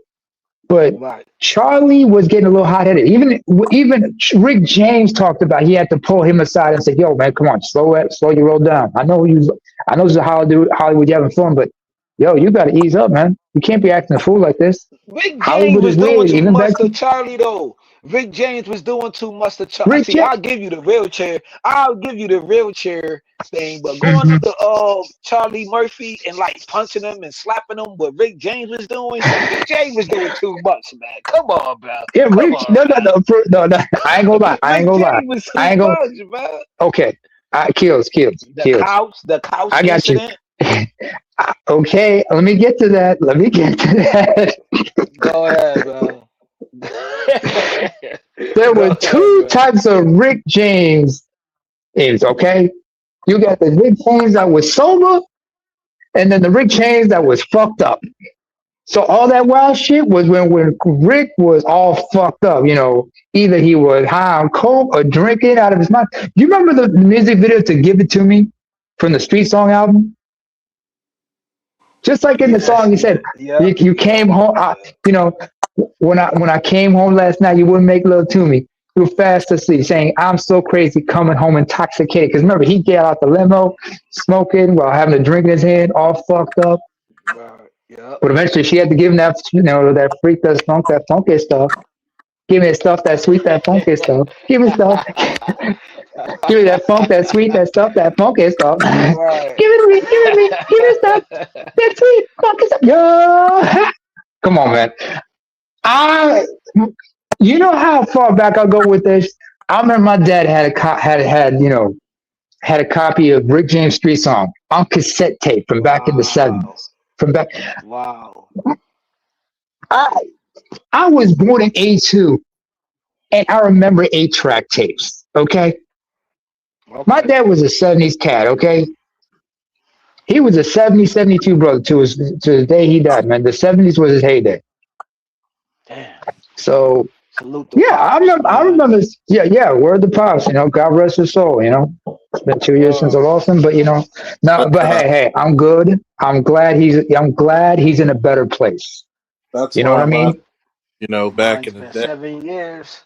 a lot of this shit Hmm. people He lived to be said. 70. Yeah, so he was good. He lived to be 70, man. And I remember asking my dad, what was it like in the '70s? He told me all the good, the bad, because understand, kills. Remember, I'm Oh not I'm shit. not ADOS. I'm not African American. I'm Right, African. right, right, So right. coming up in Where Eritrea you talking in from? Eritrea and Right, Ethiopia, so right. coming up in the '70s in Eritrea and Ethiopia, he told me, oh, what was it like? How hard, even my mom's told me the good, the bad, the beautiful, and the ugly. Because Right. when I came home and moved back home, I had to understand why everybody was thinking the way they did. It took me a while to understand it. But once I got older, I understood, okay, we still, that they are the way they are because of what happened in the past. Everybody still got that trauma in them in some shape or form. You know what I'm saying? Yeah, So when I think about Charlie Murphy and everything, remember he just, when he got with his brother in Hollywood, he just got fresh out the Navy. So sometimes when you come out of service, you want to act a fool. And sometimes somebody got to reel you back in and say, yo, slow your roll, bro. Slow your roll. but Take your time. got to realize this, right? Hmm. It's very hard because it's a different culture class. One, Hmm. you're coming out of basically abject poverty into millionaire status, worldwide fame. That's a toll to take on anybody. Like, think about half come from Yeah. basically nothing, and now you're a million night. You got Yeah. now who have NIL deals who Hmm. before they get to a goddamn league, they're now what millionaires. So it's a hard hustle for a lot of brothers out there. And you're telling me, wait a minute, I never had this amount of money in my life, and you want me to act normal? Fuck that. You going to splurge and do whatever you want with that money. That's why You're when getting the Shaq got best his deal. first check and who got in his ass after what he did with his first check? That was his dad. And you got to Philip Harris. realize, Allah Hama. Yeah. Said, you fucking up your you got mama's to, money. you got to realize that a lot of times when Hmm. you're put in an environment, it's something different. And Oh, yeah. lot of men, a lot of men are not privy to the lifestyle. Why? Because these are new horizons. And when we have new horizons, just like I said about the Anton thing, you're going at a guy who's more popular than you, Hmm. who has a bigger following than you, and you don't know what his one is, and he's older than you. So you're going by what you think is privilege in your timeline, which might get you smacked the fuck up. Hmm. Which I don't have a problem with because some niggas need to get smacked. But there's a time and place where you smack them because out somewhere Exactly. where there's not a lot of people, yeah, you're gonna get the shit Mhm. smacked out of you. You're gonna get dealt with. And see, That's a fact. he already knew why you bring a bodyguard to a place where they doing comedy. Why you needed a Mm. bodyguard? Think about that. You knew that you were on some He shit. felt some type of way. He knew that he was on some shit. He Yeah, knew it. yeah. He He was do be gonna be on that arrogant shit though. That's a he fact. was confident because the only time you need a bodyguard is when you're high in net worth or you always in some shit. Think Yup. about it. Yup. Nah, So but go ahead, Kenny. nah, Charles. I want to build upon that, right? Cause you see what Fat Joe doing right now. It's like Fat Joe got all this money right now, but he's still talking. See, I don't know if y'all know about the dirty sector of YouTube. And Anton was in that shit. So that shit is like going to the New York sector. Like Yeah. they be talking about each other moms and but that what they do though. They talk about everybody. Your mom, your cat, your goldfish, your yard, whatever, right? But I there's done one seen Anton in those spaces because Antoine in is the not mud of YouTube. because Anton is not among hood black people. He proved it to you. Because Yeah. first of all, you could talk to dozens and people will laugh if it's funny. He's not a charming, Mm, funny, witty, charismatic guy. Let's get that out the way. mm, Charismatic. facts. He's not the type of guy who walk in a room and he's grabbing bitches' attention. Mm, facts. Nah, He's that's never a been. fact. He's never been. What did I always tell you? You can tell a guy who's never been lusted after. You can tell Oh, Yes, excuse me. indeed. Right. because this Nah, guy, but you've been talking about that for years though, and it forever. shows because one, his ego was getting hurt. His Mm. Yeah. ego hurt. So if your ego is getting hurt because you trying to save face, let's go outside. You ain't gonna do shit. You're basically telling the world, I'm praying this big old nigga don't do shit. Mm, That's what you And if telling he me did, lawsuit, and the last thing you want is some legal problems. because first You of don't want. all, we already know what type of nigga Anton is. He gonna sue. He ain't gonna just Mm-hmm. say, you know what, I just called an asshole. I'ma sue.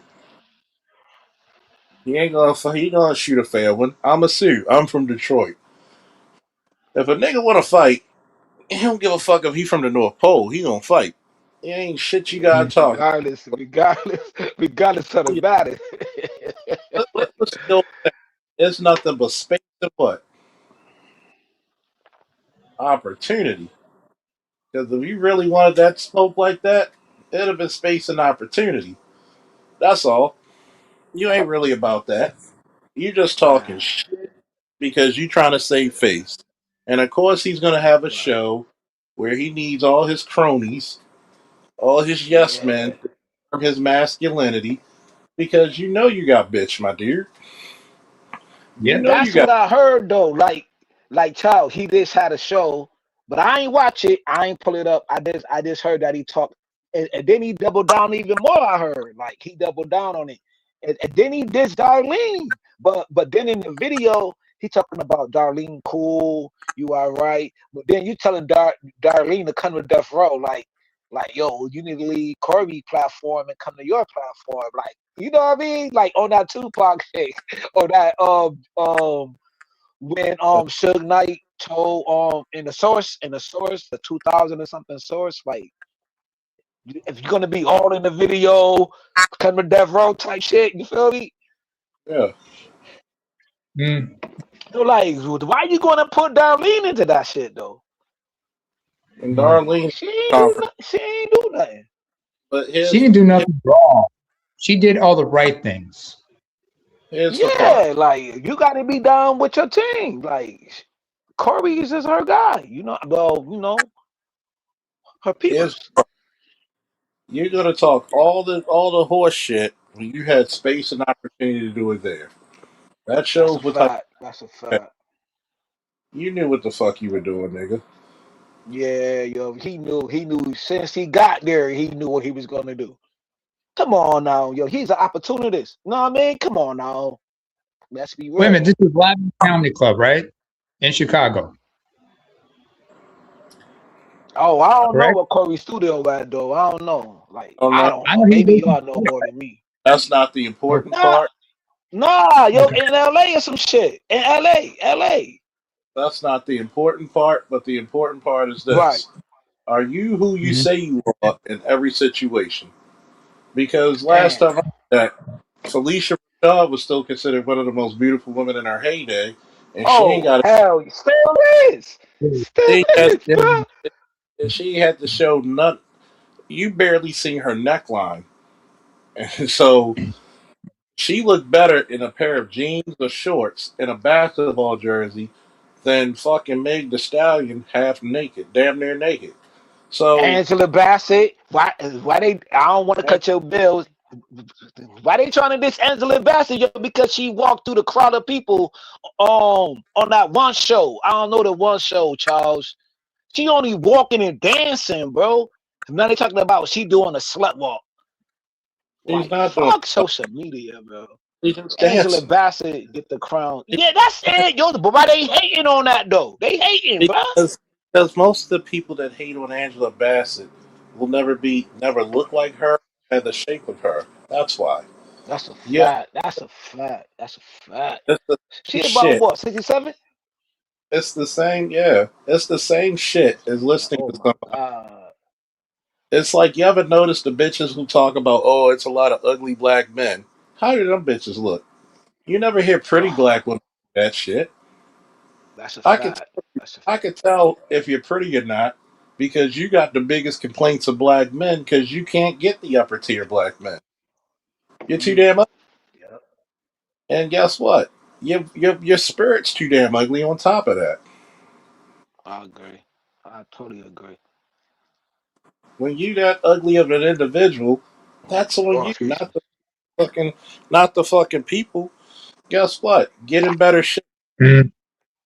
Most of the time, you're not an unattractive women. You're too damn big and you're too damn manly. You look Mm. like you're about to win the Royal Rumble. Yeah, them voices be mad cringe though. The voice. Like, okay, right? I had an incident.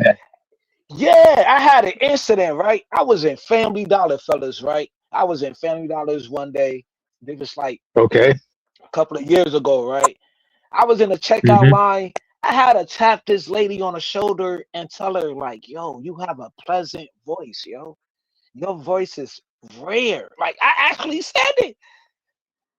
Imagine being around your family members all your life. Imagine being on YouTube or whatever the case may be, at your job, whatever. And you had to tell a random woman, yo, your voice is rare. Like, To you tell a got woman a she has a Southern pleasant Belle voice, voice. that just it's just Like, like you oh, man. just brighten her day right there. I'm sure she took it kindly, didn't she? Or That's was a she fact. offended? That's a fact. Yeah. Nah, she wasn't offended, She yo. liked She it. was blushing. She was blushing. Because I'm like that though. Like, I'm like that. Like, like, Yeah, Charles pleasant said, voice. yo, Yeah, you if you said. got it, you Mhm. got it. You got it, you got it. Yeah. You don't. Like, There are come some on, people. man. There's some people who are not nice, and Anton is Nah. not a nice. He really isn't. Yeah. Yeah. He He's really just a he's a disrespectful little. He's a disrespectful little troll. That's what he is. disrespectful troll who hasn't got the shit slapped out of him. That was the closest he probably did like getting the shit slapped out of him, and that put Do him you in think, check. Corey would have slapped him clean shaved. Charles, Worst case Charles, you scenario. know Boz Gotti? Do you know who Boz Gotti is though?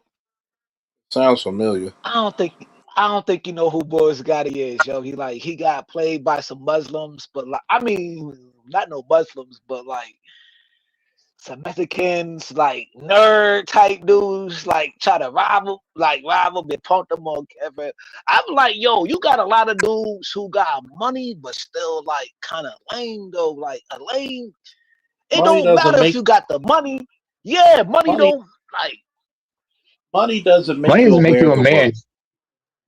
Nah. Money doesn't aware of the world. It doesn't make you better looking. It doesn't make you more charismatic. Right. It just, a lot of these niggas out there, this is what they suffer from. They suffer from acute lameness disorder. It's like Oh, look at Gay Bay, and I hate to bring that lame up, but that's a perfect bro, that example. dude. You Oh talking about I damn. fear? I don't even want to see you, my dude. Why would I fear somebody like you? Like really? What constitutes that out of any type of intelligent conversation? You got to understand. There's a lot of there's a lot of fucked up people out there in this world who are not Mm. aware of the outside world. This is the reason why you have a lot of these a real lame. There's a lot of college dudes are not lame. Okay, Oh it's, hell nah, hell nah. a lot of college dudes are not lame. Let's just get that shit out the bunk that shit quickly. Absolutely not. A lot of them are a But lot more let's brighter, way more articulate. They are well And versed and college, they're well versed. that's a fact. there's college dudes you do not want to leave near your bitch. Oh Okay, nah, No, they will. They know how they to gonna charm, get especially if they learn. Especially if they were, if they come from like quite respectful families and whatnot, who they were raised how to be gentlemen and whatnot, and know how to charm a woman. yeah, Shit, charming. if he knows how to, if he can Yo, talk to her and and treat her like a lady, she will go. She will just drop them drawers right there. yeah. That So classic you way. know, like you during got the Renaissance era, right? No, I Hmm. don't wanna step on no toes, but see, this is where I get mad at though with this space when it came with the educated lane and the hood lane. It's like, yo, why you can't have both worlds? And these dudes actually went to college in the days of like the Bill Cosby era, you know what I mean? Mm. The different world or whatever. Them dudes was fly. there was Like how they sliders. wore their Letterman jackets and how they Kills. wore their Uh-huh. glasses and Tell, you know tell what me I'm one. saying? That was a Tell me fly era, bro. Going to college in that era was fly. tell me It a was lame nigga. fly, bro. Tell me one lame nigga who's in a fraternity. None. Nah, I don't know none. I don't know Exactly. none. Was Kevin Samuels lame? And he was what, a Kappa? In my eyes, hell no, He not in was my not a eyes. lame. He was not a Was lame. On top of that, he had to leave school because he was undergoing treatment for non-Hodgkin's lymphoma, a type of cancer. was He fucking went into college. Yeah, go ahead. How his can you art be lame and you in the Coliseum though? Anybody who made it out the Coliseum unscathed and don't got no trauma and that's go and not go to therapy, you definitely yeah, not a lame. If you was there, bro, and you made it through the Coliseum back then, come on, like bro. It does, was does, torture. It was torture, brother. does Skills, you art have any usually idea how many times I got my ass kicked in the Coliseum? Man, a lot. I does art never, I You know what never I joined say? the ghetto, bro. I Yeah, hold never on, Charles. joined the Charles, ghetto in just a my moment. life, bro. Just a moment, please, if I But may. hold Kills, on, hold on for a kill. second. Okay. Like that shit now, was like boot camp, but worse. I'm gonna tell people Don't kick the chair, Charles. No kick the chair, bro. does art Hmm. does art style come as like a lane? Does No, art No, nah, does fam. Art built his especially shit. somebody from the Art, NOI. I miss Art, yo. When he used to do the Black Honest series, you remember the Black Honest series? Like yeah look Mhm. yourself in the mirror. Yo, when you start doing them, nah, see, in the beginning, it was battlegrounds, bro. Like, y'all was like fucking Yo, fam, I wish BGS would put out some of that content, bro. Y'all was ahead of y'all time, bro. Like the shit I was hearing, like even now, Mm. like certain shit, like you kick the chair, you kicking the chair, or you doing this, or you doing that. Yo, that shit is profound, bro. Not a lot of people even know Mm. how much information was in that whole that, that whole arena, bro.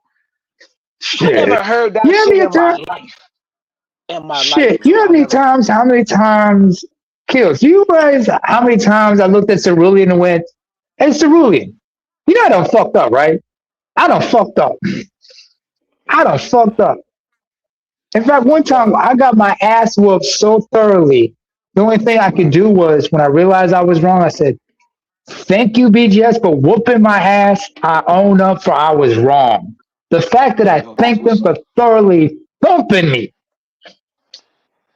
Do you know how Oh, you gotta be built like that to say that though? I'm And telling you, still I you was come got to raised back? better realize. than this. And still come back. That's great, You got to yo. realize Woo. when somebody come out with the term "educated lame," Mm-hmm. that's not a fucking black man term. That was a female's Right. term because All females right. don't man. Okay, females' most intimidating thing to them as an intelligent man is because you Right. can't bullshit that man. Why do you think some of these female? Since we on this subject, the Pookie and the Ray Uh-huh. Ray, it's like all Pookies and Ray Rays are not stupid. Okay, No. because guess That's what? a fact. If a Pookie and a Ray Ray is down on his luck, and there's an unattractive chick paying for your way, why not take advantage of it? That's a Take fact. You advantage of know the that. situation till you can get back up. Till you Yep. back till That's you a get on your feet.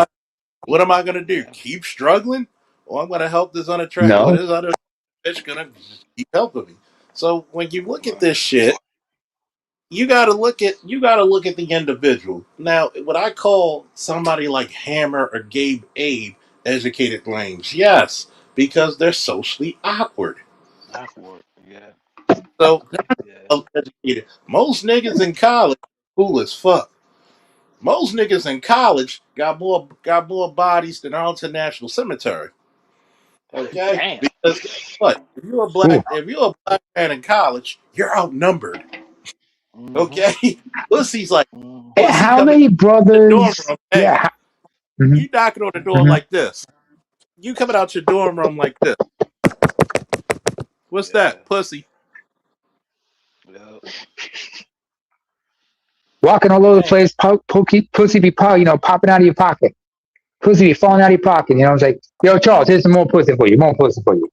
put it to you this way. Just like that Here's old Charlie, they're like how Eddie Murphy trope. But mhm. you know a person like Hammer is lame. You're in fucking DC with all them fine bitches there, and you ain't get laid.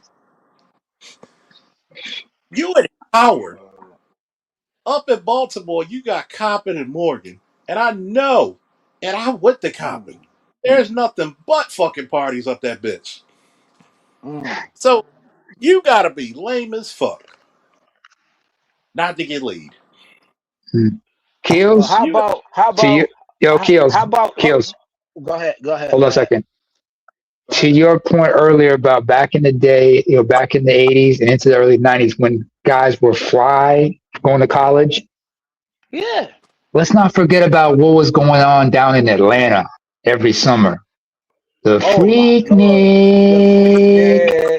And they ain't even show the whole shit of the of that fucking goddamn documentary. documentary, man. Yeah, Yeah, by the how, bro. They dude, dude, dude, there was a reason why MC Hammer had that song, Pumps and a Bump.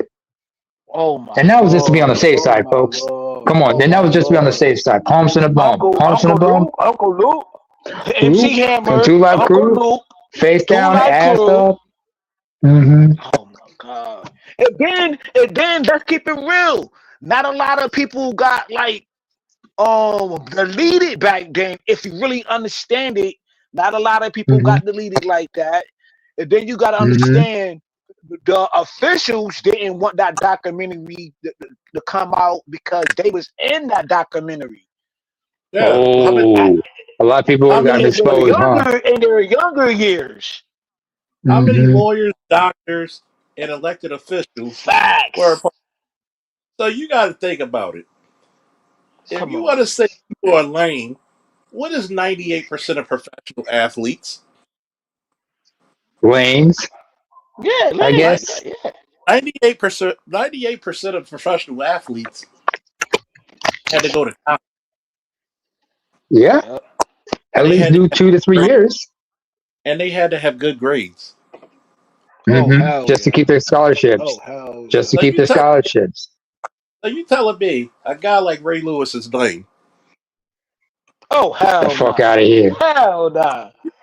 You telling How He me? many probably kids does used to Ray read Lewis comic. have? Y'all I probably don't used know. to read comic books back in y'all day. You know what I mean? That's a lame. Used to read comic But guess, books. but guess what? All the cool I would kids never read. consider Ray Lewis a lame. So guess what? Everybody loved comic books, but who said you're Mm, lame if you play video games? It wasn't men, it was it women. was the women. It was So women. Yeah, terms, see? You see that so bullshit? a lot of these Hmm. terms you're using are from women.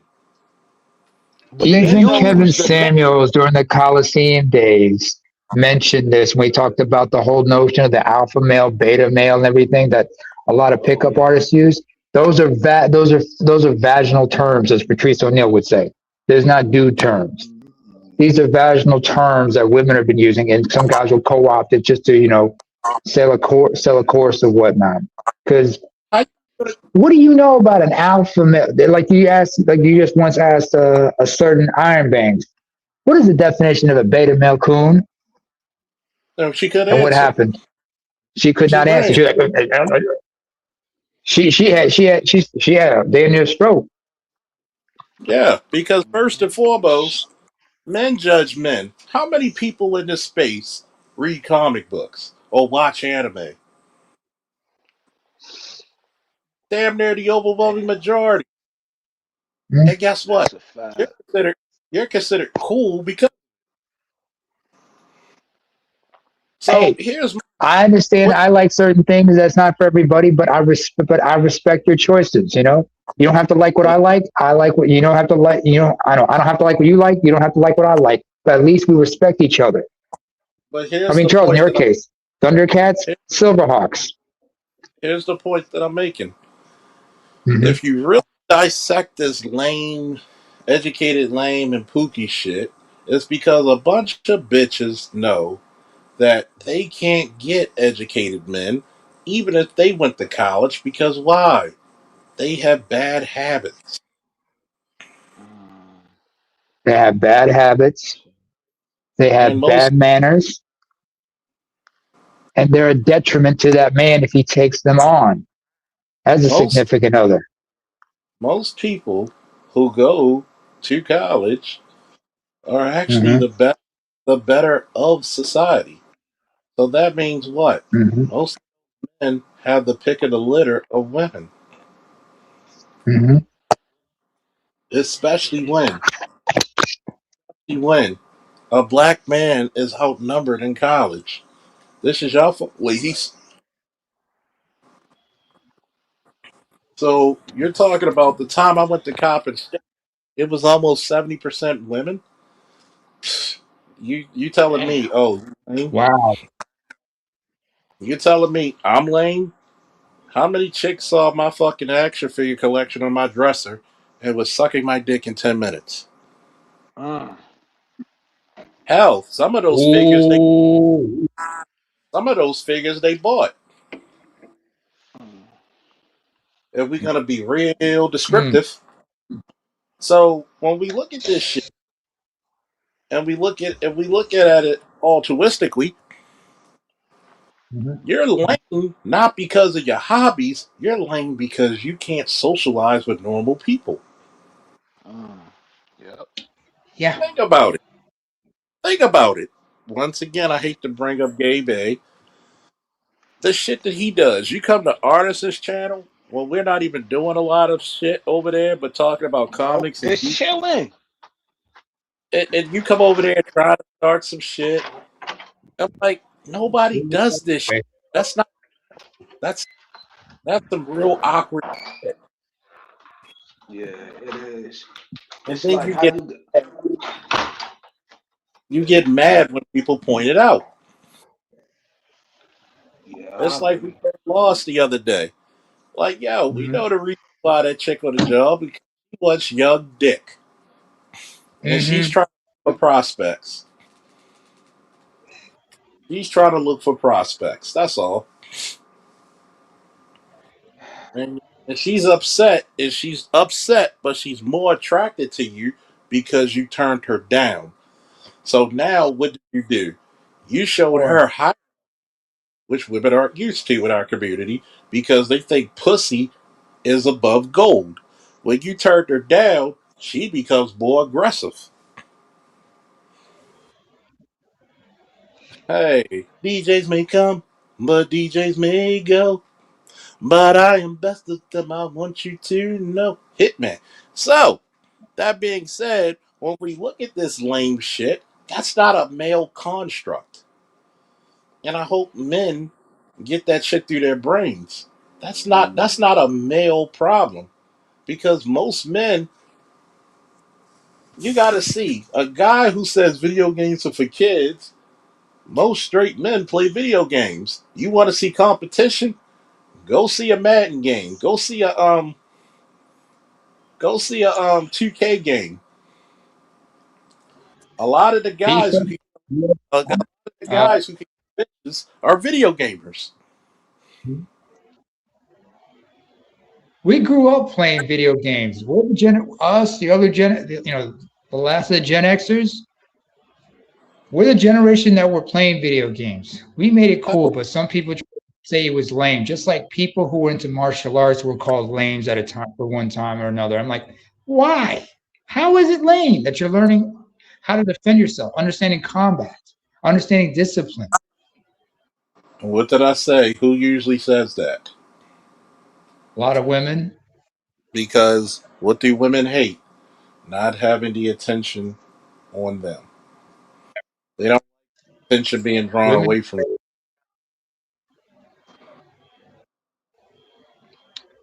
What's the one thing Patrice O'Neill said about women?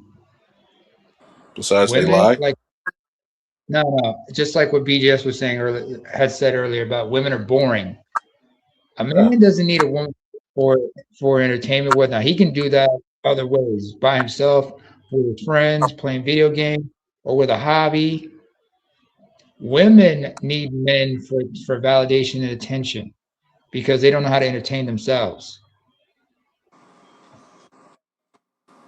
Think Men about it. explain that fun. I mean, that's why you ever heard of a guy say his woman tells a lot of crazy funny jokes? No. You never Why do you will. think there's so many comedians? Name one funny female comedian that had you laughing. None really. And One think got me about it. pissed off. Nah, A nah. lot of Some more, some more, some more, some more funny. most That's it. Only some more. Yeah. the rest of them are not that funny. And think about it. Hell nah. Hell nah. Hell nah. Most most I'd female say com- Wayne, she might have a few funny jokes, but she's not that funny. most female comedians are ultra vulgar. Yeah. Yeah. Yeah. I give you that. I give you that. That- So that's all and they got. That's all they got is to be vulgar though. They don't got nothing else. Don't got is nothing else. that They don't got no e- creative. even if 90% of a female comedian's material is about what? Sucking dick. Dick, but shit. I remember one of the most fucked up jokes I remember hearing is, and only a bunch of women could laugh at this shit, was like, it was Amy Schumer joking about who broke up with a guy, but she didn't have the hearts to tell him she gave him HPV. What the fuck is funny about that? Yeah, that's disgusting. There's nothing funny. That's disgusting. But it was, but the women laughed about it because women like, yeah, serve that dude right. I hope But he's guess left with us with what? remember you by like But the you gave fuck. a if a dude gave a bitch chlamydia, you want to crucify him.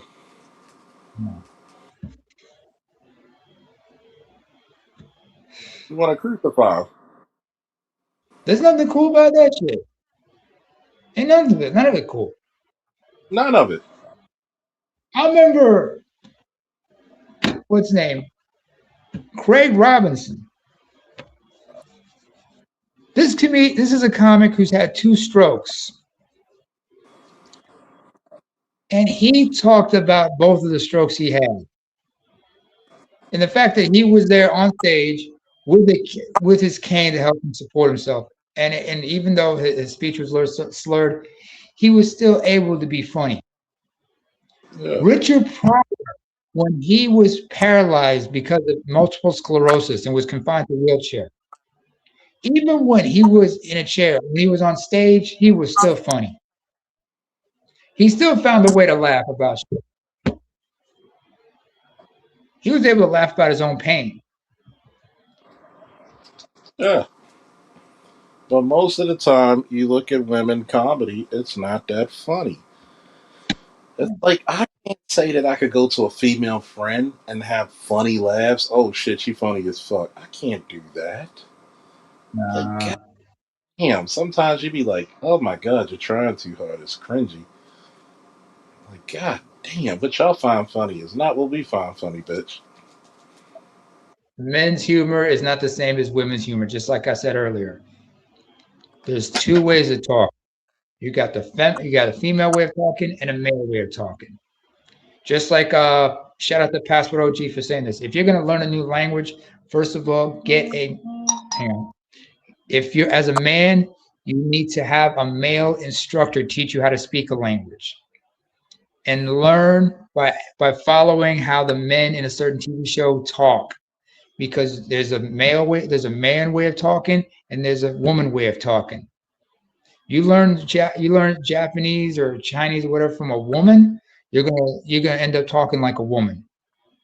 And why most guys are gonna look at you funny.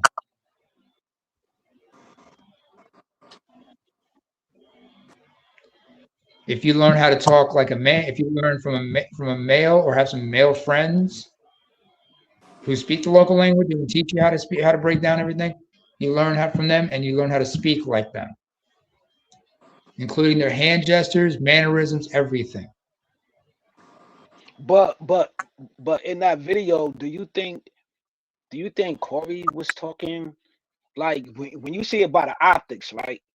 Just a little about the Mm-hmm. optics. Do you think he was talking like in a women fashion though, like pointing and No, his gestures and like why you no, never talk about the white man? Do you think like that's no, some Keisha shit? no, because he was doing it. That's his cadence when he does comedy anyway. Oh, okay, Yeah. okay, yeah, facts, yeah. That's cadence. Because he was like, why don't you talk like about the white man? You don't say shit Nah, about white people. Because he pointed Yeah. them out, and Anton still to this day didn't answer, did he? nah, No, he he ain't stand on that shit. He was talking about the liberal white woman. Even though the white woman, what about yeah, conservative? but do Corey do that though?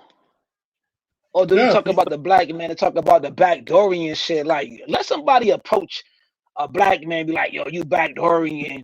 But he only talk he talk about that with the soft dudes though, right? but guess what? Corey talks about everybody on his Oh, show. oh, oh yeah, okay. He got About that. everybody. Corey doesn't back down from anybody. He grew up, in Mm, Chicago, so he wasn't playing like that. yeah, even yeah, But here's the but difference: he what's the if you ask, dude like? if Go ahead. you ask My bad, Corey my bad, a question, my bad, he's John. gonna give you a straight up answer, regardless if you like it or not. Yeah, that's just who he is. You either like him You or don't or not. you're gonna you look at what really exposed um Anton was that dude. You're not a straight up nigga. You're not a straight No. up man. and you expose yourself for being that way. You expose yourself, and you were found out that way because why? You're you're not that good of a person. You're not that honorable of a man because you were some fugazi shit. You were really fugazi. Yeah. Yeah, you're right. Ah. Yes, here's the link. I want to get you. Yeah, I know you just spoke, so if you got a little bit of energy, the pleasure. Because you got to think about it, and that's what we talked about earlier. He thought about his money, which was the smart play. You can't Yeah. be thinking like a nigga. He had to And his come out freedom. of his and go back into his grown man state because guess what? Mm. I got to think about my wealth, my money making. You Right. got Yeah. you got one of the hottest platforms. Just Mm-hmm. because I deserve to smack the shit out of you doesn't mean that I need to do some violent shit. Why? Right. Because I already did more against you, coming up in your face and you showing all the signs that you were scared, than actually hit. Mm. What I Yes, told you. sir. Go look at the video again and watch his body language. Anton didn't want to go Yeah, outside. yeah. I'm gonna watch it. I'm gonna watch it again because for me look at the optics, right? Like when you understand like the dozens from like way back in the day. I think Anton got the gift of gab of talking his way out of a fight, though. He got the gift of gab. You know what I'm saying? Because he Cool. did control the scenario of like getting not answering questions, deflecting, doing all that goofy shit. But you see Yeah, that in your community every day. Like dudes got a lot of talk. They funniest. They know how to talk their way out of an ass whooping. They know how mm, Some, to deflect. You know what I'm some, saying? Like Anton he got the gift of gab. Don't get me wrong. He got the gift of gab to talk his way out of a fight though. but sometimes you keep pressing that button, Yeah, you motherfuckers right. You protect. right. Yeah, I get Motherfuckers with you. gonna Yeah. protect. You can't sell wolf tickets, man. Everybody knows that you can't keep selling wolf tickets because why? Eventually, you're gonna have to show your fangs.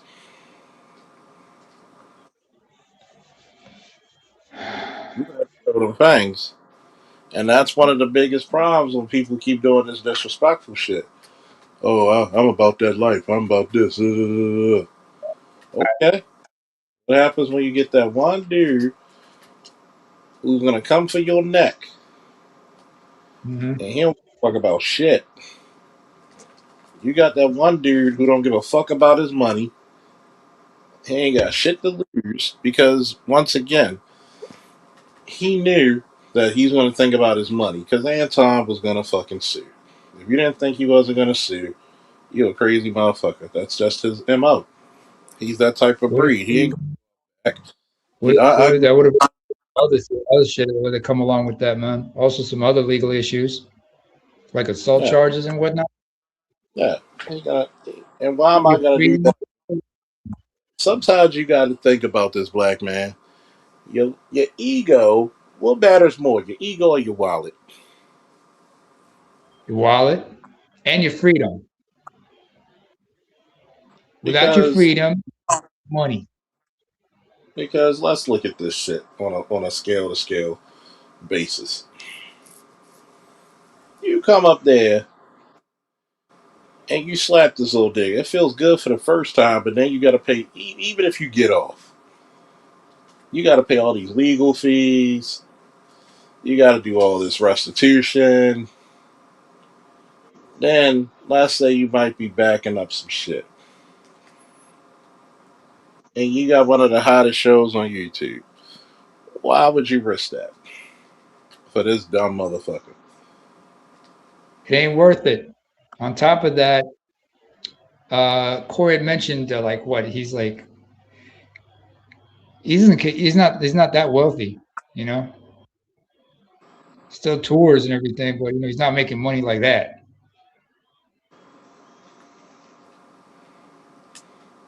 Why would I do it? Why would I do it? Why would I risk it? Why It's would not I? worth it. It's not worth it, especially if this guy is probably going to take full advantage of the situation. I touch him, it's going to be my ass. Not only do I lose my job, do I lose the platform, lose my freedom, probably lose a lot of money while still in debt and whatnot. I also lose my credibility because a lot of people gonna see that and realize I can't work with this guy. On top of that, the next person who comes up and disrespect him will try to goad him, and he's gonna come out worse. Yeah. So why Further even do down it? the road, you do it to him, they're gonna be for every person you pay out, and more people gonna want to sue. Why would I do it? It's not worth it. It's not worth it. But That's that why. was one of. I Go ahead. don't want to overtalk you, Charles. But that Go was ahead. one of Kevin Samuel's superpowers. Like to me, like he never addressed the beef though. Like he never addressed it. You know what I'm saying? He just stay But consistent on his content. He was like, fuck it. Because you know He's why? always. A lot of I think stuff that was was one of his greatest superpowers. a lot of stuff for Kevin was beneath him. People people don't understand. You got to know when shit is beneath you. Kevin learned. First of all, here's the one thing I can say about Kevin. One of the great things about him, if you ever study his life, this is a man who is not afraid to reinvent himself. He always knew if there was a need, if there was a demand, he was going to find a way to provide that demand. He started out in telemarketing, he was in corporate, then he became an image consultant. And with that, he was able to, so he became like a jack of all trades. He was multifaceted. On top of that, you're talking about a man who had a background in, was it Chinese martial arts? On top of that, you're talking about a brother who went through two divorces, went through counseling from one of his divorces, and he came out of it a better person. So he understood how people thought. And let's not forget, yes, the man was book smart, but the man was also street smart. Just like how so many brothers who went to college, they were street smart, but they were also book smart. They had the right combination of both. They had the best of both worlds. So they knew how to conduct themselves in any given situation. They knew how to talk in multiple ways. Of course, nowadays some people would just dismiss this, calling it code switching and trying to frown upon it. I'm like, get out of here with that nonsense. You have when you're engaging in certain conversation with certain people, you have to converse with them in a certain way. That doesn't take away who you are.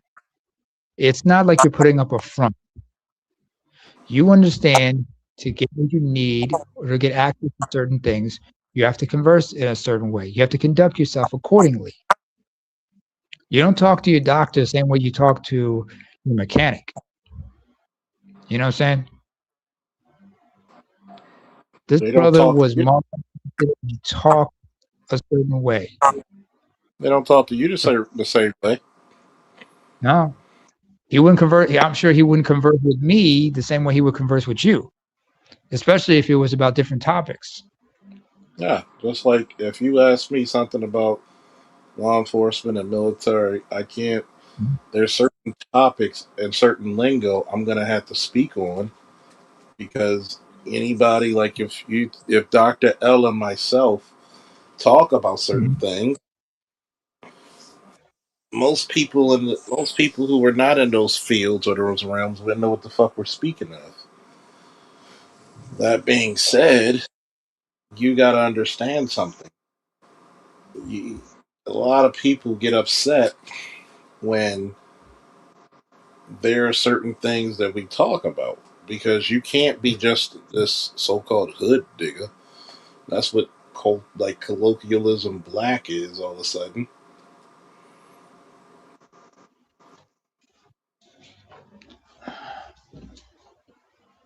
I get annoyed by that sometimes. I mean, I talk a certain way, I sound a certain way, but it doesn't take away who I am. Always That's gonna be called me. that's called blackmail reassurance, blackmail confidence. It's called being yourself. You know, I I don't know what the fuck people are trying to do. Well, let me shut shit down. You had a classic today. Any last words, fellas? Kills, you go first. Oh nah, man. This salute to the bill, man. I appreciate this commentary, man. This thank you, man. Thank you for the commentary. And it's this I just see it as people just can't just be talking about the smaller channels, and if we do go back and forth with each other like Charles always used to say, man, people gonna talk it out, fight it out, and all that good stuff, man. I'm just glad that both parties was able to like leave each other and go back home to their families, man, without no Yeah. confrontation, man. That's how I see it. You know what I'm saying? And I just Fair see it enough. as these two dudes got some of the biggest platforms, but you can't talk about Pookie and Ray Ray and if y'all acting like this, don't talk about Pookie and Ray Ray and what the hell they doing in the streets if y'all can't conduct yourself like gentlemen, man, and doing this low brow bull crap. Yes, it's funny, it's going viral. Every platform is talking about it and it's circulating in the black YouTube sectors or whatever the case may be. But y'all can't talk about Pookie and Ray Ray and how they acting if you're acting the same goddamn way. And y'all got millions. Yeah. Like, leave this shit alone. Don't talk about what Pookie and Ray Ray doing in Chicago, in the fucking Baltimore, or any fucking where in these states, and y'all got it. Y'all got bread on top of bread.